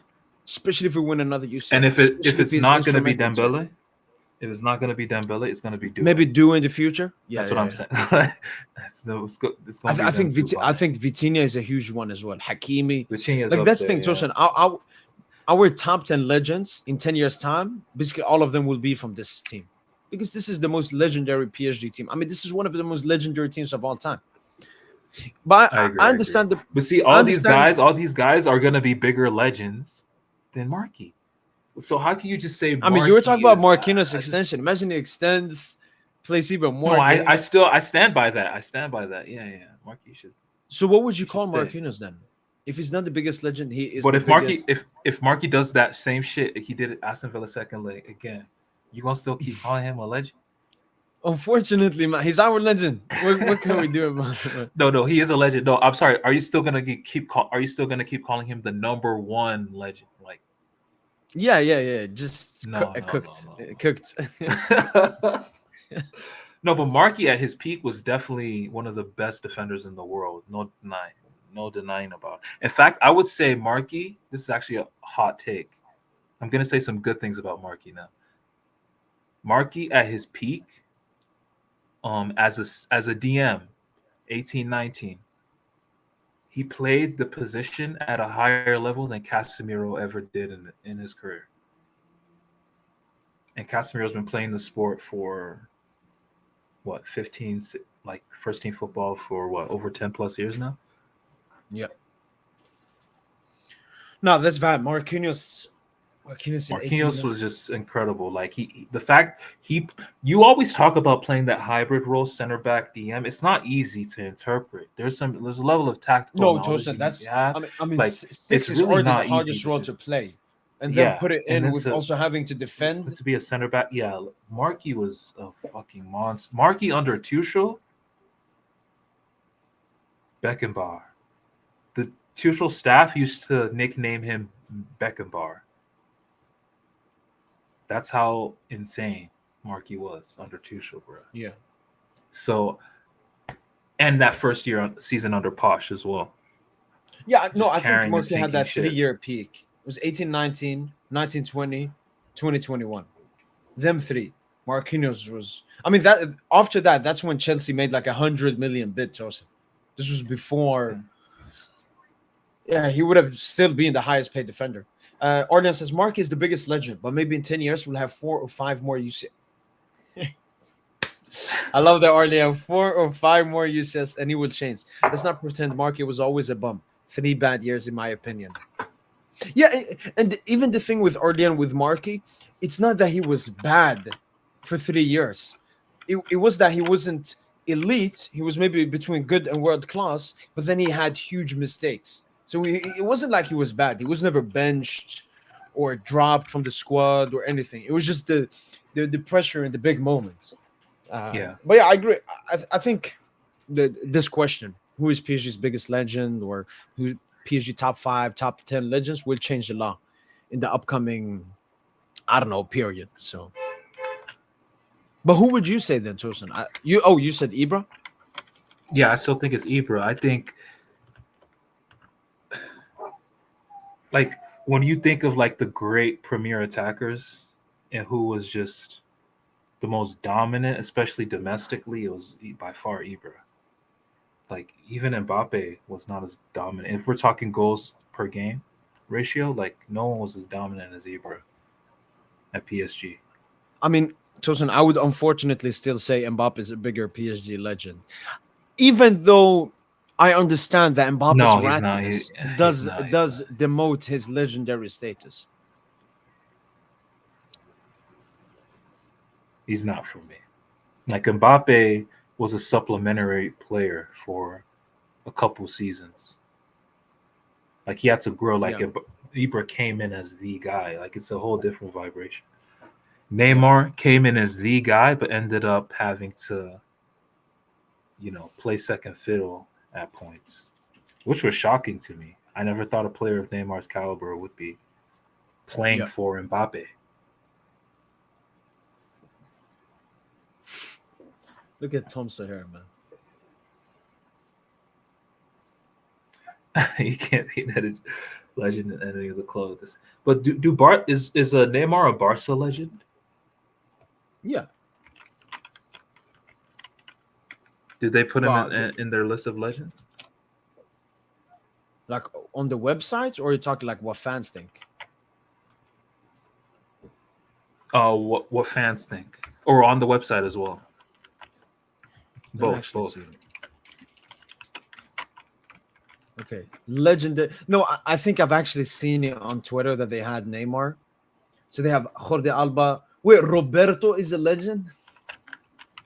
I mean, that's like cult hero.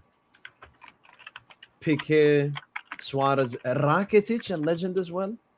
They be handing it out to anyone here. Yeah, Neymar is there. Puyol, Valdez, Villa, Eto'o, Ronaldinho, Deco, Belletti, Cocu, Kluivert, Rivaldo, Nazario, Martinez. Wait, Yeah, I don't know Philip about wait, Cochu? Wait, is that Philip? Oh, wow, Yeah. the Netherlands, the Dutch midfielder. Well, they're just adding anyone though. Okay, Neymar's there. But- They're adding Pedro. for- Pedro's a legend. They call it like Pedro was was very good, but legend. No, but Pedro's still calm. I don't understand Rakitic and Roberto. Like Pedro was there for a while, came through the academy. Roberto, I mean, even the picture they have of Roberto, that's like his only moment at Barca. Bro, they got Rakitic, legend. That's crazy, dude.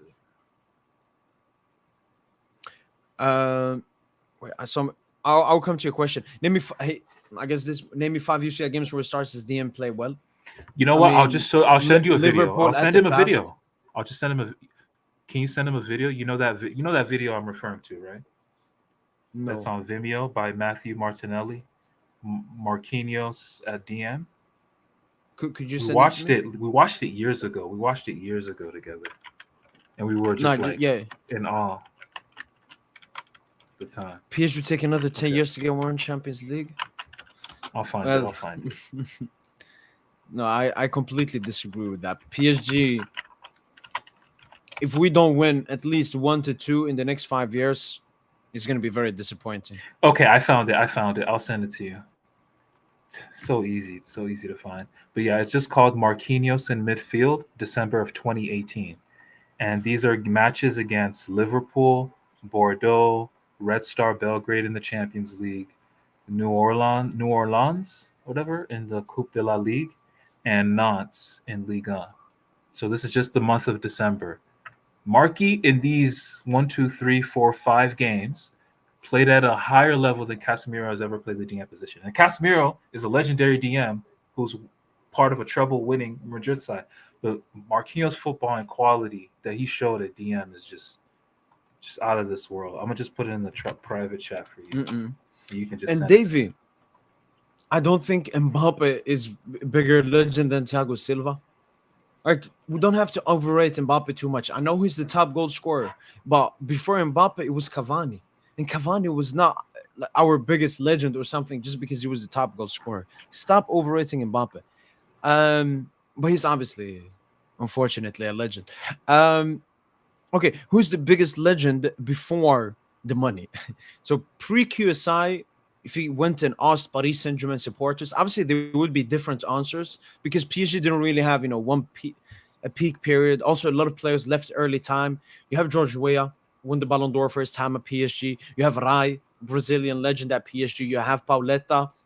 A lot of people enjoyed Ronaldinho, even though he was here for only, I think, two seasons.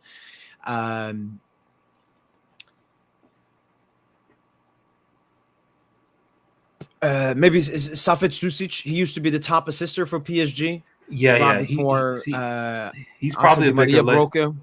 Bro, I never watched him play. Obviously, I've watched his videos, but I've never watched him like play live, obviously. But he's a bigger legend than Markey. Like, come on, man. Like, the Markey thing, to say Markey's the number one legend is crazy, dude. He is the number one. How is Susic ahead of Marquinhos? What did Susic do? You said top assistant, dude. Like you just said what he did. Used to be. No, he used. Well, to used be. to be, yeah. Before Di Maria broke it. Yeah, Di Maria. I mean, I would even put Di Maria ahead of Mbappe as a legend, man. I mean, Di Maria, even big game performances, way more impactful, man. Have you altered your all-time PSG 11? No, actually, good that you said that, because I remember I had a short video uploaded a long time ago. Then recently I got a comment from someone like, you should update it. So let me actually find the 11 I used to have, and then we'll see what changes we'll do. Mustafa Dahleb, that's a good one, Arlie. I forgot about him. Yeah, we have Verratti, obviously, from recent time. What's your all-time ranking for Luis Enrique? Greatest manager of all-time ranking. Another good question. I think the easiest thing to do is look at the names who you would put above him. So, Tosin, would you put Pep Guardiola above Luis Enrique at the moment as an all-time manager? All-time ranking for Luis Enrique, greatest managers of all time. Shit. I don't know. That's such a tough question. I don't know. I mean, come on, Tosin. Come on. He is Pep. So you think where would you rank it? Where would you put it? I would put Pep above. I would put Pep above Lucho. I'll put Mourinho. I'll put Mourinho and Pep. I wouldn't put Sir Alex Ferguson. I think he's one of the most overrated managers. I mean, he was a top United team for 20 years and only won 2 Champions Leagues, like 15 years in United or something. I'm not going to put Ferguson. I think Lucha's already a better manager than Ferguson. He can stab at all the Premier Leagues he wants. You got Klopp. I put Lucha ahead of Klopp. I mean, it looks like he's third. Maybe you could put. So what do you think about like what's his the name? Sachis, AC Fabio Milan? Yeah, Sachi, Capellos, exactly. Sachi, Fabio not Capello. But Sachi, I can put. Oh no, Ancelotti as well. I'll put Ancelotti. Okay, Lucha makes top 5 then. He makes 5th. Yeah, I'll put Ancelotti. Yeah. What about Remus Michel's like in the 70s, like Menotti from Argentina? Okay, you gotta do the knowledge. Like it's a lot of managers that have like actually like influenced the game, you know? Okay, if like we only do our time, I would put Pep, Mourinho, and Ancelotti. That's it. Okay. If you're just talking 21st century. Yeah. Easiest one. I'll put him 4th. I'll put him ahead of Klopp. I'll put him ahead of Ferguson. I'll put him ahead of Mancini. I'll put him ahead of Simeone. I'll put him ahead of all Sarri. I know Jupp Heynckes is a good one. Zidane? No, I'll put Lucha above Zidane. I know that Zidane did the thing that no one has ever done, but he's not the best manager of all time, and he's not the best manager in the 21st century. Zidane got 3 UCLs. Lucha got 2 trebles. And then obviously both of them have a bunch of La Liga, Copa del Rey, and all of them. And Luis Enrique, if we win the Intercontinental Club World Cup, which we will do, Luis Enrique will have 2 trebles and 2 sextuples as well. So there's only a few managers. Yeah, I mean, there's only 2 managers that have won a treble with 2 teams, and that's Pep Guardiola, Barca and City, and Luis Enrique, Barca and PSG.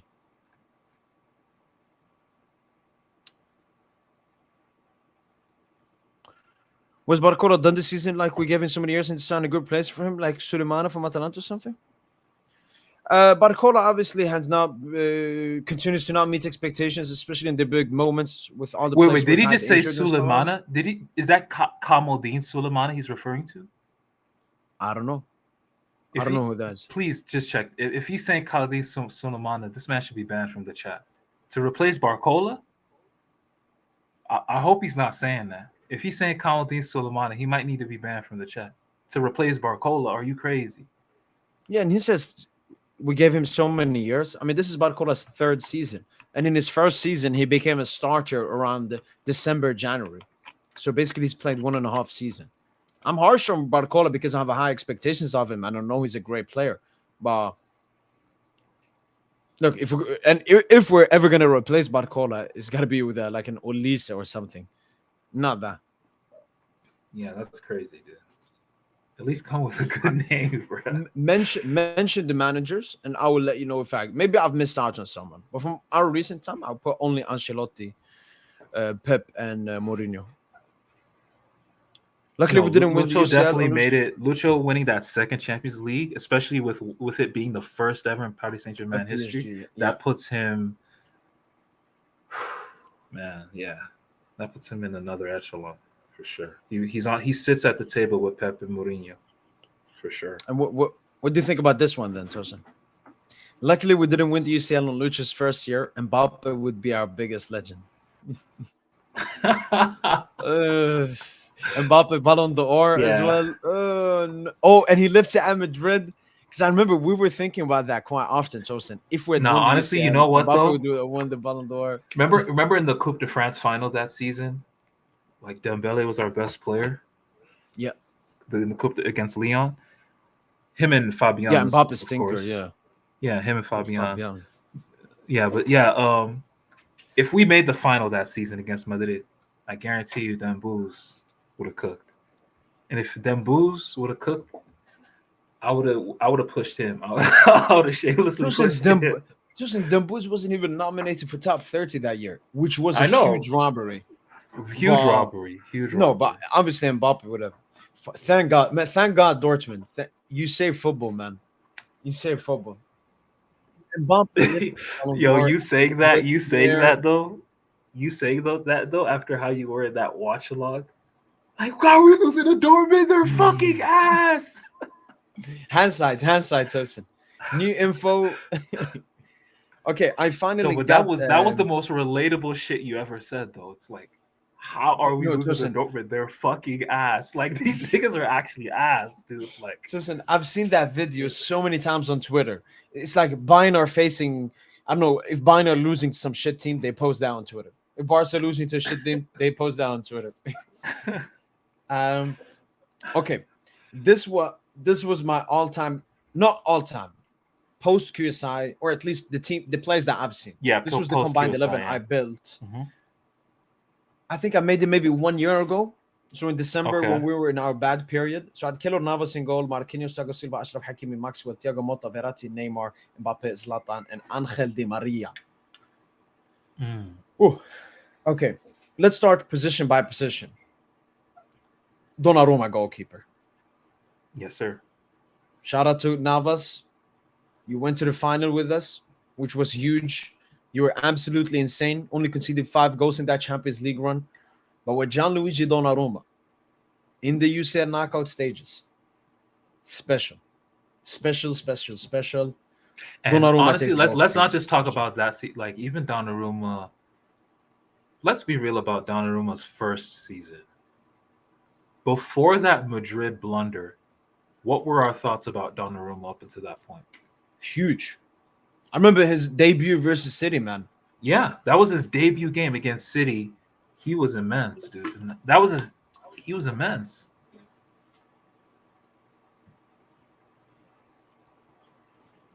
Nah, shout out Donnarumma, man. And then obviously the 2023-2024 season, he cost us in Champions League, granted, but domestically, he was a monster. Absolute monster. I think that's the best domestic season from a goalkeeper in Paris Saint-Germain. Fair. Donnarumma in 2023-24 is the best domestic season from a PSG goalkeeper. Yeah. He was unbelievable. Right. 2 centre-backs, Thiago Silva, Marquinhos. I wouldn't switch it at all. I'll keep it as it is. Marquinhos cements his spot even more. Thiago Silva will always be there. I think I would go with Thiago Silva Pacho. No. Come on, it's not. I'm just trolling. Okay. I'm just messing around. Right back, obviously Hakimi cements his spot even more. Maxwell, I kept him in this lineup as much as possible. He's No, a no. favorite Now, player shout at out to PSG, Maxwell. but Yeah, no. his time is over. Yeah.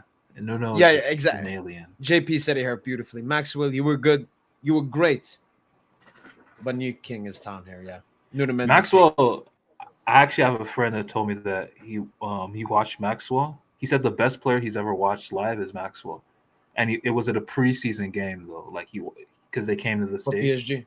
PSG, yeah. Oh, is it when we he beat said, Madrid like 3-0 with youngsters? I think It could have been that game. I don't remember the specific game, but yeah, he said Maxwell. He's unbelievable. no. I mean, When he he was watched basically a him live. midfielder playing as a Yeah, left back. but yeah, as a left back, yeah. But no, but Nuno is just He's just different. Nuno got the technique of a superstar number 10. As a left back, he's alien, and he's an alien physically. He's just a monster as well. So we obviously have 4 attackers. We'll come to that, but midfield double pivot. I think it should remain a double pivot, and you know what? It's also Controversial. You take out Thiago Motta, I take out Verratti.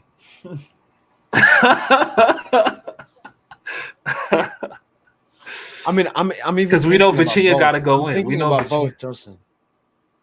You're thinking about taking out both. Redondo, man. Oh shit! But no. I'm gonna do Verratti. I'm gonna do Verratti Vitinha. Me, I would do Motta with Vitinha. Fair. And then we come to the last thing, attack, Tosin. And it's quite easy. We have 4 attackers, and only one attacker will be added. No Kvara, no Barcola, no Doué. Ousmane Dembele has to have a place in that attack. And I think it's quite easy. I think you take out Di Maria for Dembele. Not Neymar? No.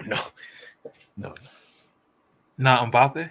Actually, I was going to tell you Mbappe. I'm thinking Di Maria or Ibra, one of them. Either you play Dembouz false 9 or you play Dembouz on the wing. I'm taking out Mbappe. But no. But in terms of what? I just don't see any place for number 7. And when it relates to Paris Saint-Germain, legendary player, but not for Paris Saint-Germain after what he did. So the new additions is Donnarumma in goal, Nuno Mendes as the left back, Vitinha in midfield, either with Verratti or Motta, and Dembele in for Di Maria and Mbappe. Di Maria or Mbappe, yeah. What a team, man. Better than I think you could stack that up against any team's all-time 11. No. Like Madrid, Barca, maybe Bayern, and maybe like Inter, Juventus, AC Milan. I can respect them. But you know what, Tosin? We have our 11. Any Premier League. Let's do it with the entire Premier League, Tosin. All-time Premier League goalkeeper. Fuck, man, we should have kept Donna, man. What the fuck? Donna, I would say, like, he's not there over like Schmeichel or Czech yet, but he will eventually take that spot. But I mean, he's gonna do it for City, so I can't count it. Rabak Hakimi. I like Kyle Walker a lot, Tosin. Do you think Hakimi is already better all time than Walker? Oh, by far. Like, Kyle Walker has brick feet. He has stones for feet. So, I mean, incredible recovery defender. Like, he was an elite defender. Incredible defender. But what he does as a defender cannot outweigh. And he had an incredible engine as well.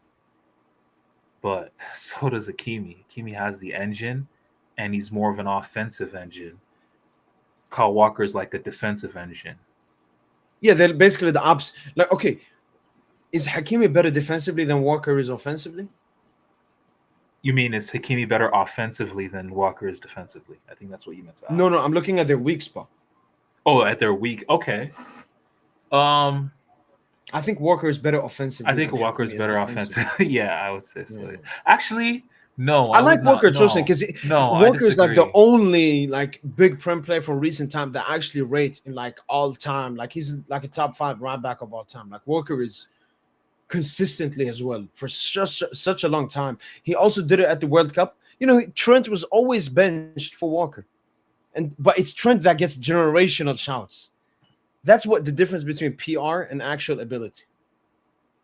Obviously, Thiago Silva makes the 11, and I'm gonna put him with like John some Terry. Prem centre back. Yeah, John Terry. Left back Nuno already. Ashley Cole can chill over there. Yeah. Mid- Yeah. I would say midfield- Nuno's better. Midfield, I would do Vitinha Scholes.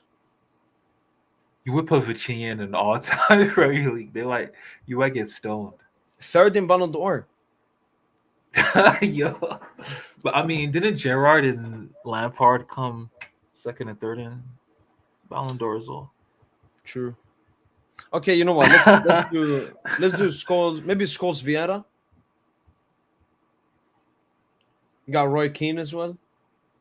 Yeah, man, it's so. N'Golo Yeah, Kante. it's hard to put. Okay, but you know But what? the thing PSG is, like, all about no, the but the attackers, thing is, so like, it's all about the attackers. No, but honestly though, like, man, give me Verratti, dude. Give me Verratti in an all-time Premier League 11 for sure. Verratti, Verratti and I Scholes. put it. maybe? Verratti's. Skull. It's not balanced though. Might probably put Vieira or Keane, one of them, next to Verratti. Okay. 4 attackers. I mean, CR7 got to make it. I think that's it. Yeah. Cristiano. Yeah, that's it. Yeah, Dembele wouldn't make it, to be honest, and I love Dumbouz, so it'd probably be. Wait, whoa. Yeah, I don't think. Yeah, I was like Di Maria, Neymar, Dumbouz, Mbappe, Dembele, Ronaldo. Dembele. Yeah, Zlatan, Di Maria, Dumbouz wouldn't make it. No, Neymar, Mbappe, CR7, Dembele. Henry. We can't say Nah. Dembele's better than Henry. Ballon right d'Or, now. man. Like Ballon no. I d'Or, know. Ballon d'Or. But we can't say it right now. Like Dembele's got to get just give us 2 more seasons. If he gives us 2 more seasons, which he's more than capable of, if his body doesn't give up on him, like if he's capable of just giving us 2 more seasons, Ooh, and a World Cup for an actual World Cup for the legacy. Yeah, for sure. Then I'll put him in it. So yeah, I think What did you have? So you had Neymar, Mbappe, Mbappe, Henry, CR7 CR7. already. Okay. I mean, yeah. Yeah, I'm and not Dembele will arguing. overtake Henry. Dembele will overtake Henry. Agreed. But yeah, see, we went head to head with the so-called best league in the world, which just showcased they don't have like if we do like Madrid or Barca. Okay, let's do Madrid. Courtois or Donna. I'm gonna put Courtois. Hakimi or Carvajal. Hakimi. Centre backs. You don't think Hakimi versus Carvajal is close? Like peak for peak, 16-17 Carvajal? No, I think Hakimi last season, that's the best right back season ever. I think 16-17 Carvajal versus 24-25 Hakimi is a conversation. I would still maybe No, you might actually tip not it the to best. Hakimi, I would put but it's like a conversation. Alves. I would still put maybe Alves ahead of Hakimi. But I mean, we're doing Madrid now. Alves 09-10. Yeah, Alves Yeah. 08-09, 09-10, yeah. Okay, centre backs, I'll do Thiago Silva, Sergio Ramos. Left back, Nuno Mendes. Nah, you know what? We'll give it to Marcelo, but Nuno will take the spot in the future. Yeah, Marcelo for now, but Nuno is honestly, if Nuno continues the level he's playing at this season and ends it, he's over Marcelo. Midfield 3, Modric, Zidane, Vitinha.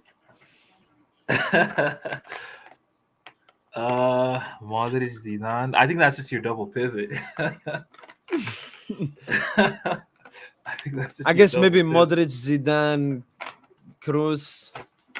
No Cruz. Cruz is not getting over Vitinha. Vitinha is better than Cruz. You heard it from me. And Verratti I know, is but we're better doing than the Cruz. longevity legacy thing, man. Stop. And I like Cruz, but Cruz is just, he's not as dynamic as the best central midfield players. Okay, and then in attack, Neymar, CR7.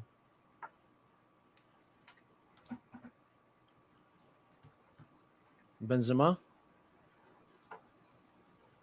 Why are you doing 4-3-3? You stop. We were doing 4-2-3-1 for all the other ones. It's mostly but you because did of 4-3-3. Zidane. No, Zidane can play. Zidane has played, Nah, deep, bro. Now, are you now talking- we're doing some Bellingham stuff. Like he's not a double pivot. No. What, dude? See, like you got to do the knowledge on Zidane. Go watch. Wait, you saying from his like first Juve season. days? His first season at Juventus, yeah, he played as a holding midfielder. 96, Okay, 97. We can do the Zidane then. Zidane, Modric. And double Zidane pivot. always picked the ball. If you watch Zidane match comps, he always picks the ball in the center of the pitch. He's always in the center, the midfield circle. True. Like he's not Bellingham. He's not man, respect Zidane, bro. Zidane, there's a play, it's Real Madrid versus Manchester United in 2003, very famous game. I think it was a 4-3 thriller kind of game. It was such a great game that it inspired Roman Abramovich, who was at the game, to buy Chelsea. At the time, this was 22 years ago, and in that game, Zidane, in the build up to, I think it was an R9 goal. It was an easy cutback from Roberto Carlos to, I think it was R9 for a goal, and the build up play Zidane had, just the whole passage, it's definitely like 80 seconds long. He basically combines what Xavi does, what Iniesta does, all in one sequence, one attacking sequence. Ridiculous. Like he's not Jude. Like Jude definitely looked like Zidane on that one action, and I blame that goofy ass offside trap that Hansi Flick been trying to run all these years. But Zidane is just another level.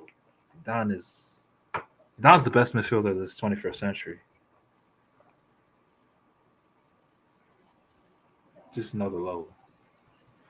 Okay, so then up in attack. So yeah, you can put Neymar, Zidane in a double pivot. Mbappe. You can put Zidane in a double pivot. That's all I'm saying. So- You can put him in a double pivot. So in attack, Neymar, Mbappe, CR7, Benzema. Yeah, that's not bad. You got Figo, or Mbappe. Nah, Figo's not getting in over Ballon d'Or. Mbappe. Nah, you can't do that. Nah, you can't do that. Figo's a good player, but no. Like Figo at Barca was better than Figo at Madrid. Figo, after Zidane came, actually was kind of a bum. And his years at Inter, he was already finished.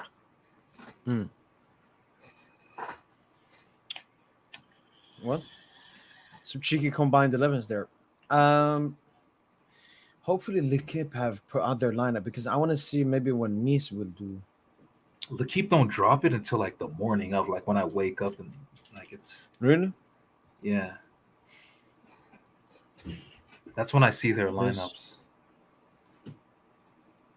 This is some good.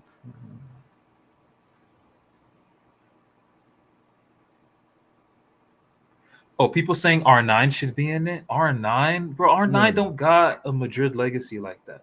Do y'all consider? Yeah, R9 got a football like, legacy. Yeah, R9 don't got like R9's first. Does he even have a club legacy? No, I mean like a legacy for one club. Like for me, it's more of a football legacy. He won one league title in his whole career. And the thing with R9 is if you judged him on social media standards today, when he left PSV, right? PSV Eindhoven, the season after, they win the league title. When he leaves Barcelona, the season after, they win the league title. You know, like if that was Twitter, they'd be cooking him. You know, they'd be using that shit to cook him. Like, like Zidane only won one league title in his career, dude. Did I say Zidane? I meant R9. R9 only won one league title in his career.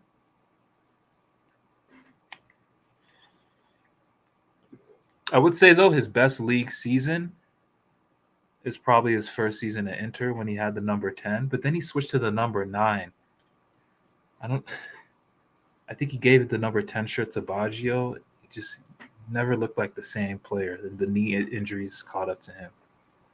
Then he had like the worst injury you can ever have for an athlete. And came back from that, which is R9's comeback is probably the greatest in the history of sports. But you can't put him, I don't know, with his Madrid stint is weird. I don't see, like first season, a success for sure, was the top scorer. They won the league title. Second season was still playing at a high level. But, you know, Madrid, they choked in the last couple months of the last couple weeks of the season, lost to Didier Deschamps' Monaco in the Champions League. And then after that, R9 wasn't. Is Zidane the best midfielder of all time for you? I can't say all time. I would say Lothar Matthäus is. Like if we're talking central midfield, I would say Lothar Matthäus is. If we're talking attacking midfielder, number 10.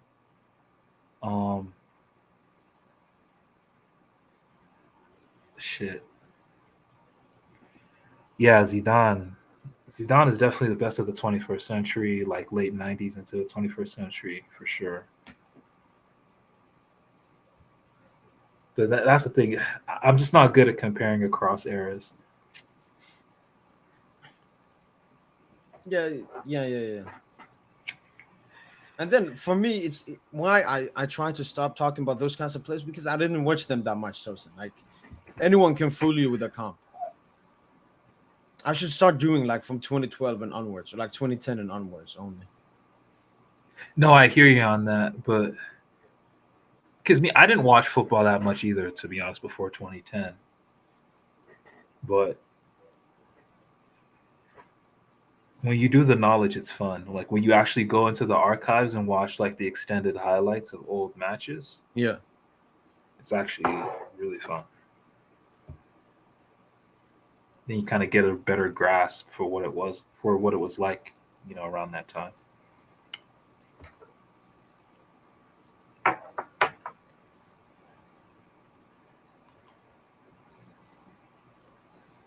In the future pitch player, I mean, that's what we did though. It was basically most Madrid players. Well, it was Courtois, Sergio Ramos, Marcelo. You could even maybe give it to Carvajal. Hakimi has done a lot. Like he's like 26 now. But even Carvajal at that point, Sergio Ramos, Marcelo, Zidane, Modric, CR7, Benzema. So we still gave. We know our time will come. That's the thing. Like we don't have to. We push our players in the current one. Like the current one, Vitinha is the best midfielder in the world. Dembele is the best player in the world. Hakimi is the best right back in the world. Nuno Mendes is the best left back in the world. Patrick is the best center back in the world. Like now, yeah. But with all time, we still got to do. Especially. What about a world 11 today? A world 11 today. If you had to make a world 11 of the best players in the world today, what would that 11 look like? Okay, I would say position, count to 3, and then we'll say name at the same time. Goalkeeper. 1, Donnarumma. 2, 3. Donnarumma. Okay. Right 1, 2. back. Okay. Right back. 1, 2, 3. Hakimi. Nuno Mendes. Nuno Mendes. Fuck left back. Don't even discuss left back. Right back and left back. Yeah. And goalkeeper, okay. That's PSG alumni. Okay, so center back. Okay, 1. Wait, I gotta think. Okay, 1, 2, 3. Pacho Upamecano. Upamecano and Van Dijk. No, shit, Oh, no. no Pacho, Uh, no Pacho.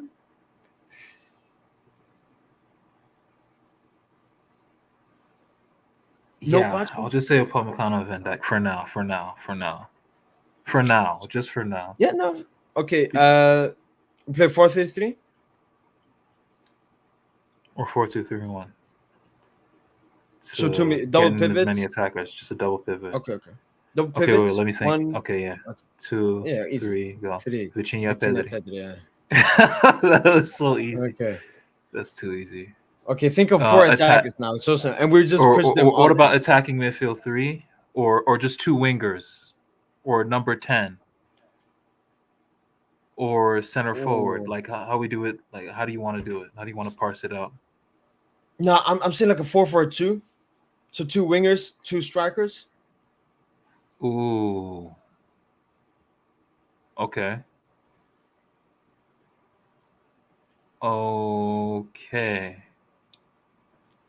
Okay, but let me have an idea though. Let me just have an idea. Yeah, let me just have an idea for who I'll pick. Yeah. I have an idea for the front too. Easy. Sheesh. Let me just think. Let me think.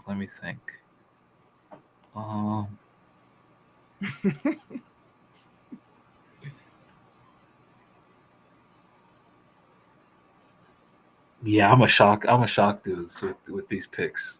It's balanced though. I'm going for balance in the 4-4-2. Simeone 4-4-2. Playing midfielders on the wing. All right. I mean, for two me, wingers, two wide midfielders or wingers. Can we go? Can you count? Can you do the countdown? It just one I'm undecided on, man. Don't matter. Come on, let's go. Let's do it. Okay. 1, 2, 3. Fabian Dembele. Yeah, man.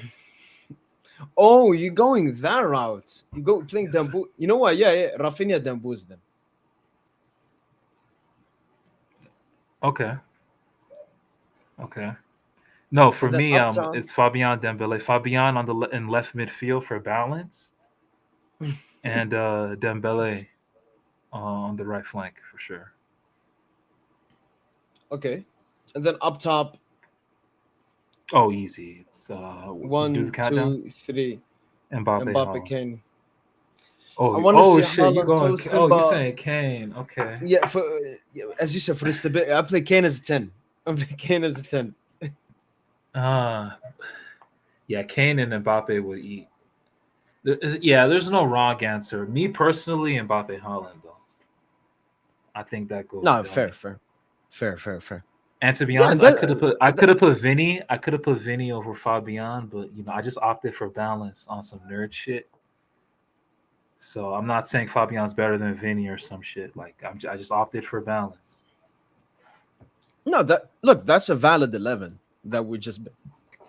that's a extremely valid 11. There was one question here from Arlene. So who's the best midfielder you've seen play since you started watching football? Honestly, the two midfielders. The first one is Iniesta, and the second one is Verratti. I think these two. I think Modric as well. Them three. Iniesta, Modric, Verratti. Like Verratti. Ooh. Verratti is so sad, man. Verratti, it's definitely he should be regarded as a top midfielder. It's just the injuries and the.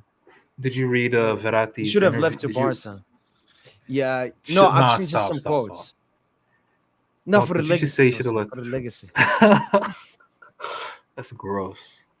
But Verratti and Modric are the two best central midfield players I've seen in the last 10 years. Since 2015. Not Iniesta, or do you count him not as in that position? Like you count him? No, 2015. That's 2015. Iniesta's before that. Iniesta's like 2014, 2013, 2012, 2011, 2010, 2009.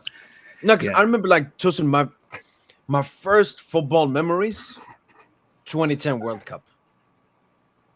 That was like my first actual football memory. Yeah. I sat down, watched the The games. highest peak ever from a central midfield player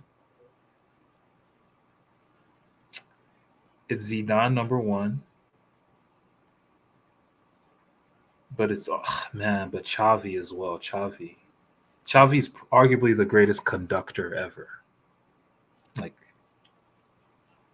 just midfield conductor. What's the word? For now. Yeah, until Vitinha really gets into his bag. Yeah, Vitinha's a better midfield conductor than Verratti, bro. And I love Verratti. Verratti is more of like a line breaker. Verratti wants to force the issue. Vitinha understands the importance of playing at a certain rhythm, knowing when to accelerate, when to decelerate, you know. Vitinha's understanding of tempo is unbelievable. And to think all these times we were just saying, oh, he just passes sideways. No.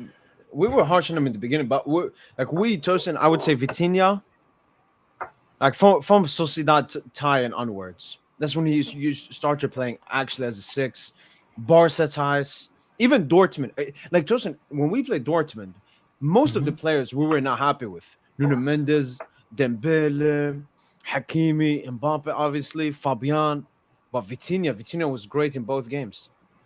Like we let him down a little bit in that season, man. Vitinha is better than Verratti.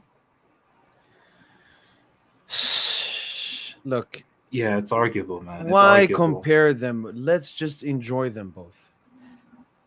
It's arguable. I would say though, peak level. Yeah, if we're saying peak level though, like the best midfield performance I've ever seen from a PSG player comes from both of them. That's the thing. Okay, Joseph, so I ask you, but Vitinha's shown more versatility though. Vitinha's dropped classics. Like Vitinha, one underrated Vitinha classic that no one really talks about. When he played in left midfield versus Dortmund, one man of the match. That was Lucho's first season. Yeah. Group stage game. We won that game 2-0, I think. Hakimi scored as well. Yeah. Underrated Vitinha game. He was running. He played like the Iniesta role. He played like a left midfielder. I remember that game. Bossed the game. Bossed the fuck out the game. And then he bossed the game. That's what he's. Then the next game is when that was his first game as a regista. Remember? Yeah. The return game at the Iduna Park or whatever it's called, whatever the stadium is called. But I mean, Warren stole the show. Yeah, Warren stole the show, but Vitinha was still unbelievable.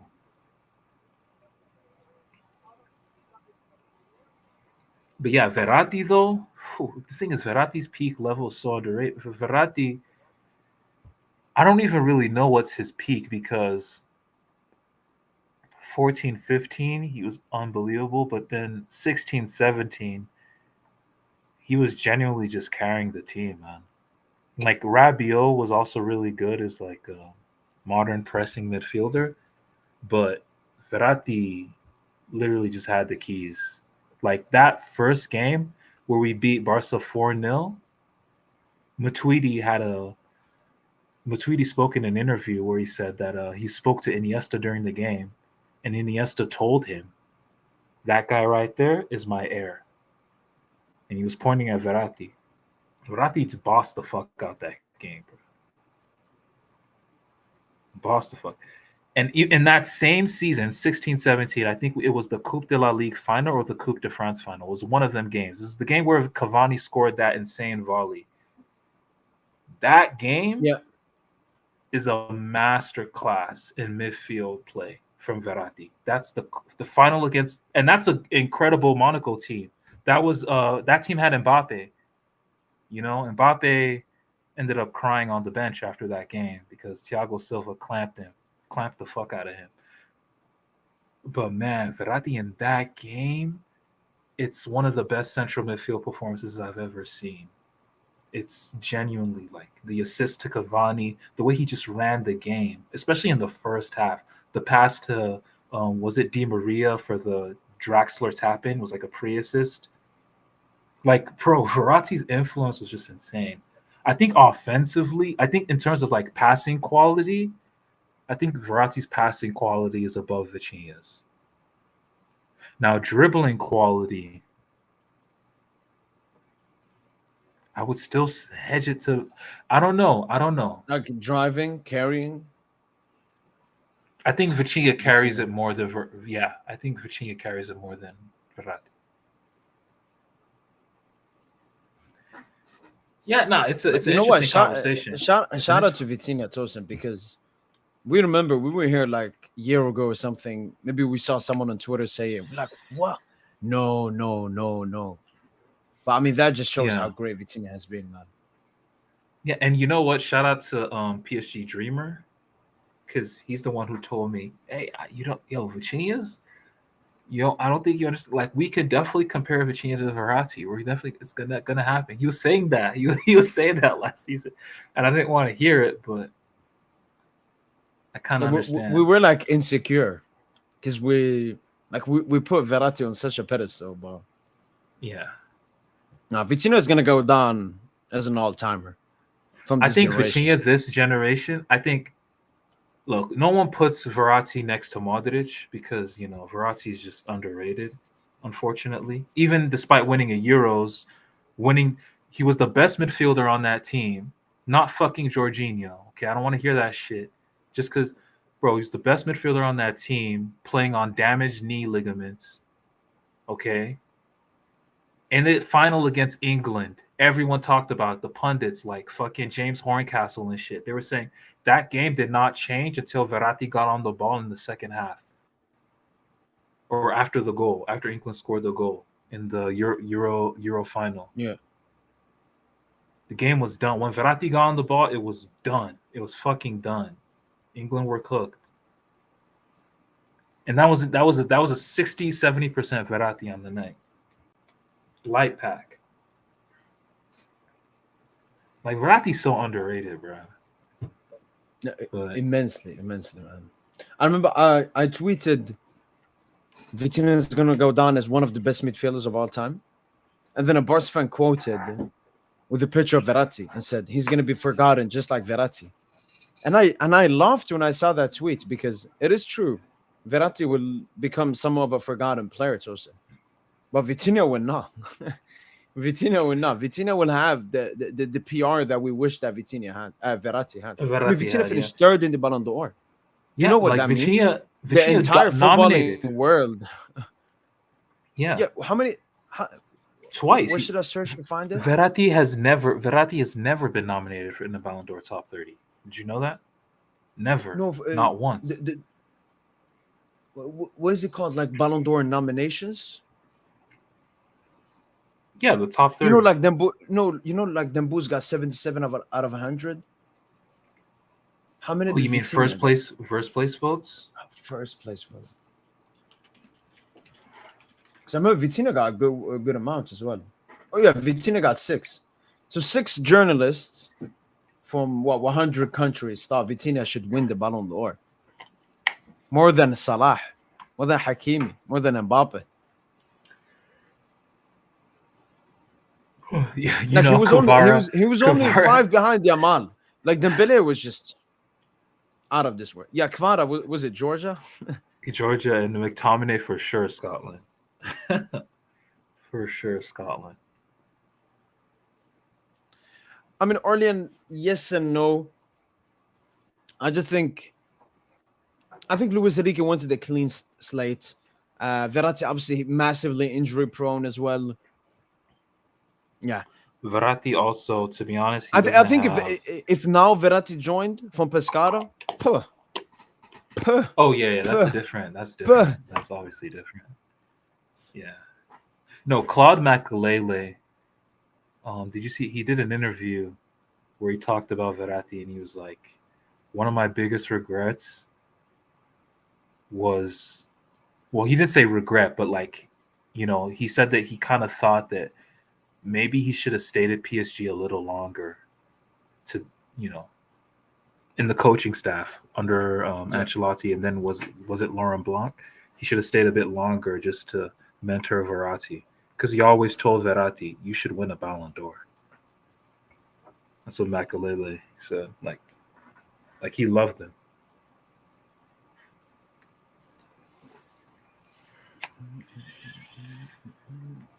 Like Mata, I remember Mata in 2015 said, "Pogba is not worth 100 million.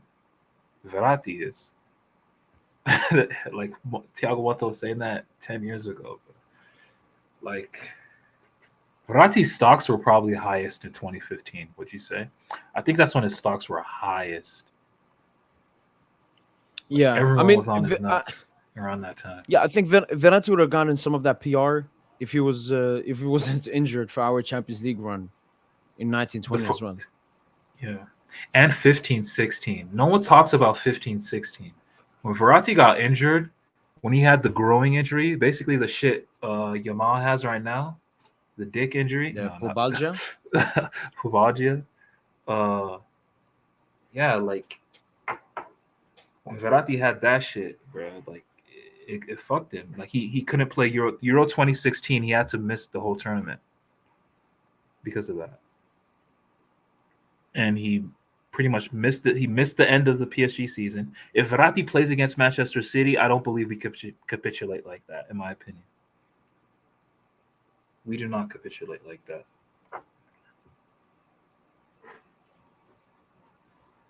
So it's part of it is also just, it's just the misfortune of just having injuries at the wrong time. And that's what people hold against Verratti, not reliable. I mean, it was injuries, Tosin, and then they look at, team trophies and so on. And, he was there for a time where PSG was good, but... Oh, also, Verratti also caught the Warren bug, married an absolute whore of a woman, and his career it was cooked after that. Let's be real. Like Verratti was still good, but he wasn't Verratti.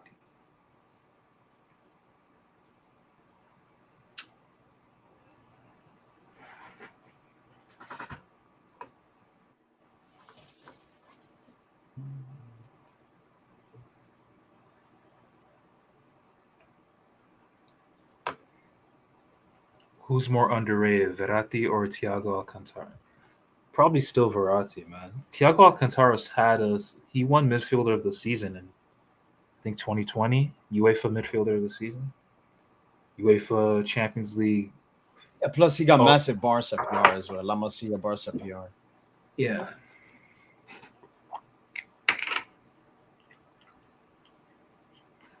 Doué out. Barcola really has to step up. Why Barcola? Barcola is not Doué's direct replacement. Or is he? Yeah, he actually is. Yeah, scratch that. Barcola's gonna cook. Barcola's due for a big game in Champions League.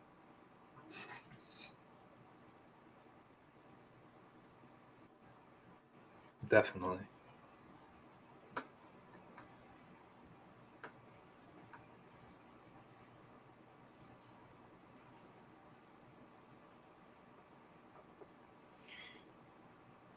Susan, I want to ask you a question. This 6-7 stuff, I don't understand. Like, is it from like a rap song, or I don't know what the I've fuck seen it everywhere. Either.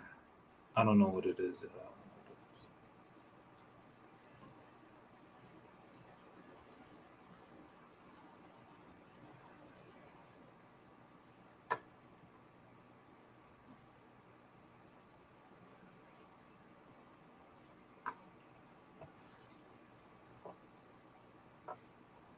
Well, if we lose to Bayern, okay, let's go into that example. Obviously, it depends on how we lose. Are we having a great game? We're not clinical. Are Bayern just better? Do Bayern beat us by a huge score margin? It's not the end of the world if we lose to Bayern, dude. But we're not losing to Bayern. At our home, especially at the crib. I just don't see it. G, I just don't. I don't think Bayern can come into Paris and win. If they do that, then yeah, they deserve to be the number one favorite for the Champions League. If they come into Paris Saint-Germain and beat us, they deserve to be the number one favorite for the Champions League. But I don't see it. I personally don't see it.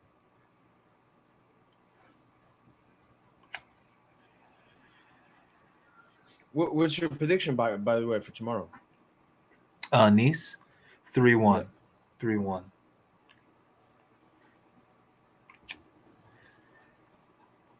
Please let us have a great Ligue 1 game, man. Yeah, Barcola brace. We barely have great Ligue 1 games, man. No, we will. At the crib, the ball moves very nice. I like how the ball moved against Strasbourg.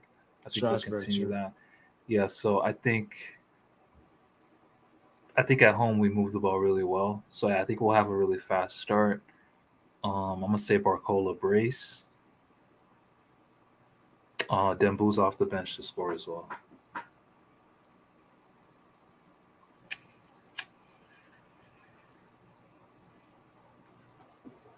Can't wait for the game. I mean, Nasser gonna need to pay. Like for the 3-peat, back-to-back is doable. 2 and 3 is also doable. Like 2 Champions Leagues in 3 years is doable. But a 3-peat, man, Nasser gonna have to pay. You're gonna have to pay up. No, it feels like because that's what Madrid did. They paid for that 3-peat. Yeah, but it feels like why Madrid were able to do that, Tosin, is because they had already so many UCLs. So another UCL didn't feel as hard.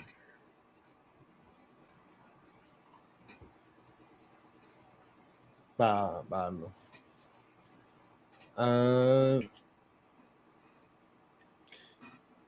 No. I mean, Kvara has just been very uncomfortable in Ligue 1. It could be the way teams play. It could be his motivation, his desire. But that he's the sole reason? No. I just think people have a very high expectation of... Because Kvara, you watch him in a Champions League game, you're like, yo, this is one of the best attackers in the world.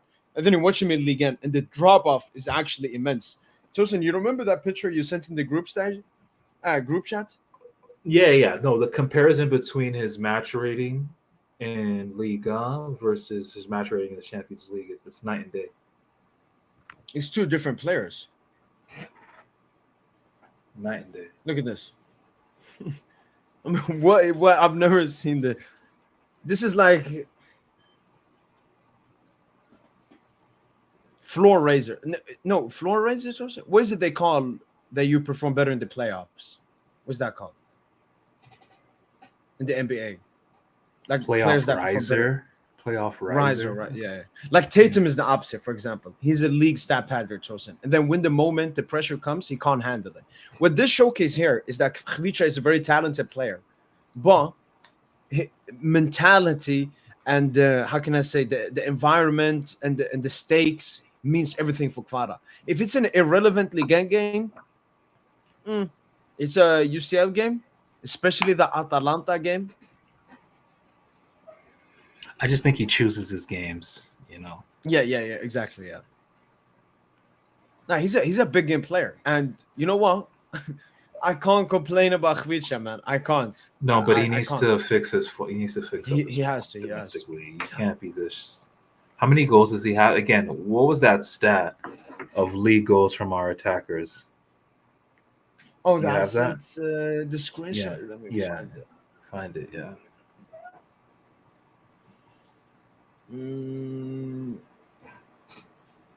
Because that's just shocking stuff, dude. Mayulu doesn't count in that for me, though. He's like... Yeah. Kvara, 8 league games without goal. Ramos on 10. I mean, that doesn't count either. I mean, we don't care about how many he's... No, but that's an indictment. That's an indictment. That's disgusting, man. That's an indictment on him. And a lot of those 10 league games, a lot of them he started with the injuries. That's why we've been so dog shit. That's why our attacking metrics are fucking dog shit. And Bayern. Wait, Yeah, but I want to. yeah. I wanted to check Khvicha's like his Ligue 1 stats with us, like overall. Here we go. Ligue 1. He started 15 games, AGA. How many? 22 appearances in 22 total. games, 15 starts, So 1,200. 4 goals, 4 assists in the equivalent of 1490s. 0.58, I think. Yeah, 0.58 GA per game. And then I'm gonna try to change it to Champions League. Should be international cups. Champions League. What do they give him? He's okay in the Champions League. 27 starts, 15 GA, which is actually very good numbers. And this is for Yeah. PSG and for Napoli. For PSG last season, he had 5 GA in 8 starts. Yeah. And I think And it's I saw more that than in just his the last GA with him too as well. exactly. I've seen in the last 3 Champions League games, which includes the Champions League final, he has 5 GA. Leverkusen, Atalanta, and Inter Milan. And Chacha, that's a good point. That was the point I remember people made in the Twitter comment section as well. But yeah, but we got to step up in Ligue 1. Honestly, the attacker who's played the most in terms of average minutes, it has to be Barcola, right? Attackers this season, yeah. Because he's only missed, I think, 1 game due to injury. Yeah. So here are all our stats, all comps so far. Minutes played, Chevalier, Warren, Vitinha, Hakimi, Zabarni, Barcola, Nuno, Pacho. I mean, look at this Tosin, Khvicha, less than 600. Fabio Ruiz, Marquinhos, Desiree Doué, Osman Dembele, and Joao Neves. This core, all starters, 6 starters, Tosin. Played less than 600 minutes so far this season. Less than 550 minutes. Yeah. And Mbaya has played more than all of them. Yeah, that's crazy, dude. Damn. So like not counting the TTs, Jangil and Injantu, Yeah. like not counting them. Wow, Neves and Dembuza played the least minutes. Man, that's crazy. And I've seen like this stuff, like we haven't played with our best 11 since the Madrid Club World Cup semifinal. I saw PSG fans tweeting, I missed this midfield. It was Neves. But you know what I missed, bro? I kind of missed that front three action. Dembouz, Doué, Kvara, man. Kind of missed that. I missed that. Like they've not had a chance to play together this season. I mean, we won't have our best team now, Tosin, until next year. Yeah. With the Doué injury now. Like the peak, the peak, honestly, man, like Dembouz, Doué, Kvara versus Villa, first leg, masterclass in rotations, like the way they masterclass. I missed that, man. I kind of missed that front three. Because I remember after that first leg, you're like, man, this is the coldest. This is the coldest shit ever.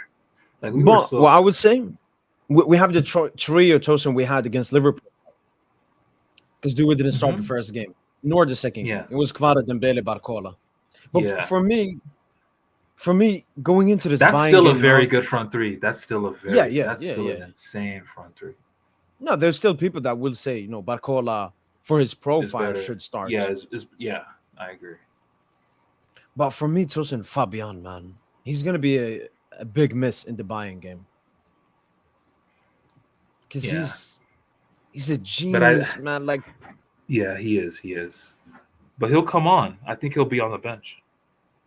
I think he'll come Yeah, up. that's the thing, Tosin. Like the squad hasn't come out yet. I think it will come out tomorrow in the morning. Yeah, But like we still don't know if Fabio Ruiz is gonna be for the Nice squad or not. no, I don't. Or was he in training? Was he training with the team? No Was clue. he I haven't training? seen anything. Okay, if he wasn't training with the team, then he's not going to be in the squad. What's this 'Cause- PSG talk? Fabio Ruiz, the unsung hero of Paris Saint-Germain. Okay, this is just some article about him. I just searched his name. I can't seem to be finding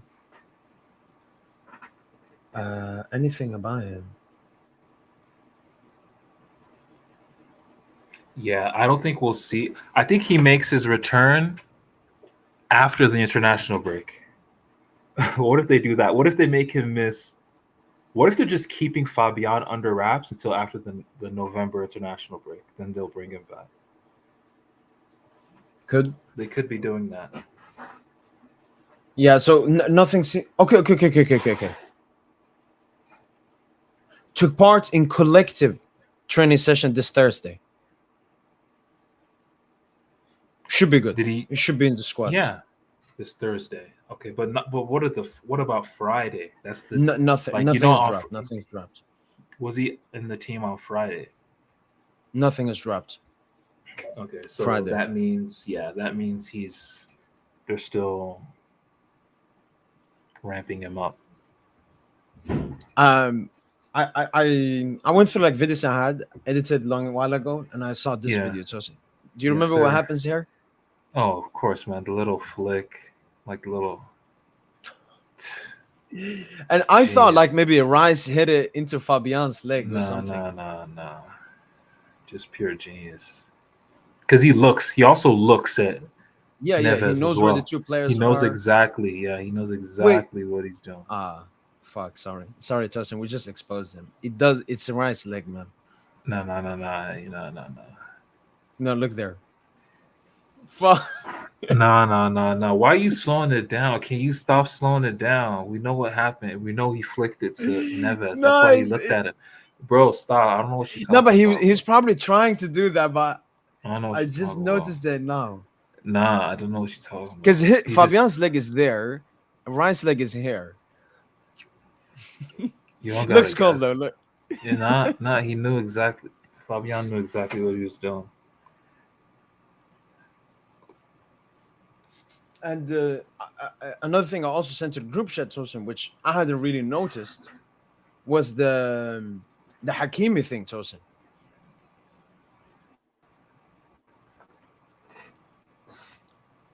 Like, games, we dropped points. Hakimi did not play. Yeah, that is very interesting. Let me remember the Lille game. What happened in the Lille game? Lille game? Yeah. They scored late. Ethan Mbappe. Oh, Chevalier, yeah. Possible mistake. For us, Nuno Mendes free kick. Oh, banger. And did Nuno come on in that game? Off the bench? I think so. Yeah, before he came off we the definitely bench, had a rotated lineup that game. We were mids before he came it was like, because we dressed Vitinha as well. You remember it was Kang number 6? Oh. Man, Lucho so we had Lucho. Warren, Beraldo, Pacho, Lucas, Njanto, Lee, Mayulo midfield, and Baye, Gonzalo, Barcola attack. Oh my god. Bro, Lucho has been fucking around in Liga. No wonder our stats look dog shit. No wonder our stats look so dog and then shit. Then he brought on Hakimi, Zabarne, Vitinha, Nuno. Yeah, man. No wonder our stats have been dog shit. Because he's playing like these are like them Tuchel lineups where he was playing Bernat in midfield, fucking Kaiser Ruiz, fucking Rafinha, Alcantara, Moise Kean up top maybe, or Icardi. No, Icardi up top, like finished Icardi up top. Man. Yeah. Florenzi at right back. This just shows like Hakimi's, because I think Nuno is a better individual player than Hakimi, Tosin. but I think Hakimi is more important PSG player. First for the backup, who replaces Hakimi is worse than who replaces Nuno. And then Nuno Tosin, how can I say? Nuno has a role, but he overplays it. Hakimi plays his role. If you understand what, especially because Nuno plays that defensive role as the left centre back. His main priority, Tosin, is the defensive stuff and the progressive passes. Whilst Hakimi, Tosin, is the running power, is the runs in behind, inverting into midfield, running in behind, going out wide. We don't have anyone that can do that, apart from Nuno Bao. He has the way bigger engine than Nuno. He can just get up and down. He has a way bigger engine than anyone in football, arguably. He's just an insane athlete. Yeah, the only one I would put like is. But by the way, Tosin, do you know what manager and team are basically doing a Hakimi ripoff? We knew about Arne Slot trying to copy PSG with Kerkez playing the Nuno role and stuff. Bayern München, Tosin, with Konrad Laimer. With Laimer? Yeah. No, apparently Laimer, he's been looking really good combining with the midfield, playing as like a fullback. No, because I've seen Tosin, Laimer has the most big chances created so far this season, I think. And that reminded me immediately of Hakimi. That's Hakimi. Yeah. And he's been playing primarily at left back, correct? Or right back? Yeah. Both, pretty much both. So looking at his heat map, it looks like more left back. Okay. Wait, so he goes inside. I mean, this is basically Hakimi heat map wise. Always goes. Would you inverts Cancelo? No, he's nowhere close. Like technically, I don't know. No, I'm just talking about the positions he's taking up. Yeah. Especially with him inverting, because Laimer is a midfielder, so they're playing him. That's the thing. Like Tosin, fullbacks nowadays, you either play a winger as a fullback, a midfielder, or a centre back. That's the new modern football. Yeah. So like when Barca it's the got center back, it's gross though. Ben White, Calafiori, Koundé, Julian Timber, Koundé. Yo, Koundé is finished, by the way. Like, he can't play this right back role anymore. If he continues to, he will continue to get exposed. He will continue. I just think he's in very bad form, and I do like the suggestion maybe starting Eric Garcia there until Koundé can come back to the form he was in last season. That's the thing. Eric Garcia should play right back because he's actually a better passer out of the back than Koundé and probably plays better under pressure. So he'd probably be a better right back than Koundé just off of that. Koundé needs to actually go back to center back and get that dog back in him, that Sevilla dog he used to have. He looks like a bitch. Ever since he went to Barca, he's just turned into a metrosexual with all the fits and shit. You know? Yeah. Like, are you a fashionista or a footballer? Listen, Eric Garcia was the right back in both interlegs. People forget that. And he was good. Like I don't remember him make all of the goals. You couldn't blame on Eric Garcia. No, he was quality. He was good. He was good except I guess the missed chance was missed chance. Yeah, but even though it's a huge chance, do you want to say if it's more of a great save or a big miss? I think it's a big miss, to be fair, because it was a 3v1. It was a 3v1. Like it was Pedri, Gerard Martin, and Garcia. Yeah, odd on the counter off of a corner kick, like 3v1, dude. And Sommer saving that. He has no right to save that. It's an incredible save for sure, but Garcia basically had an open net and played it straight to Sommer. But otherwise though, yeah, he's still been quality though. He's been quality for Barca. Yeah. And seeing his evolution just makes me think about Beraldo, bro. It's like football is just different now. You can just Beraldo's not the best traditional defender, but sometimes honestly, it could be the style. It could be the new wave to just have a center back who's a specialist ball player, just a ball playing special. Yeah, he's not the best defender, but his job is just For us, for this team, we just want him to use, we just want him for his ball playing. He's not going to start all the time, but for this team, his role is really the ball playing center back. You can see that with fullbacks as well. You can see that with you can see that even in different sports. They'll bring on a guy who's a fucking 3-point specialist to come off of the bench, do his thing.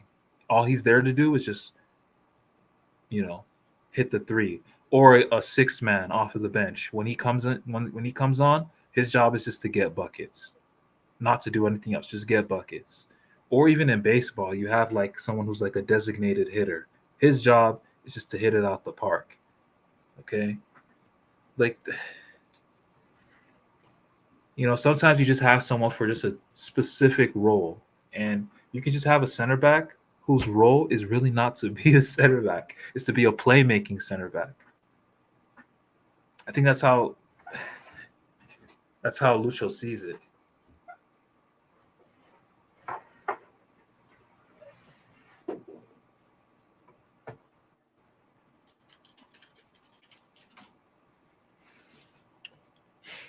Well, Chosen. Yes, sir. I guess you'll be there for the what? I mean, the game is quite early. But I'll be up. I'll make it. Um, Are you gonna be on an hour before, or just when the lineups drop? Yeah, 1 hour before the games, as usual. Gotcha. But stay, Chosen. All right, people. That's been it from boy PSG. Hopefully, guys have enjoyed this pre-match podcast. Tomorrow, obviously, live watching off of Paris Saint-Germain versus Nice. Post-match podcast. After that, we'll continue to discuss the upcoming Bayern game. And then in between that, until the Bayern game on Tuesday, so much Paris Saint-Germain Bayern Munich content, tactical stuff, combined 11s. So much to discuss. The two best clubs are set to face each other. So hopefully everyone is excited about that. My prediction for tomorrow is 4-1. Chosen 3-1. Hopefully, guys have enjoyed this pre-match podcast. Take care, Case. Bon nuit, Orléans. Appreciate the potato gaming, man. All love back, man. That's been it from boy PSG. And as usual, allez.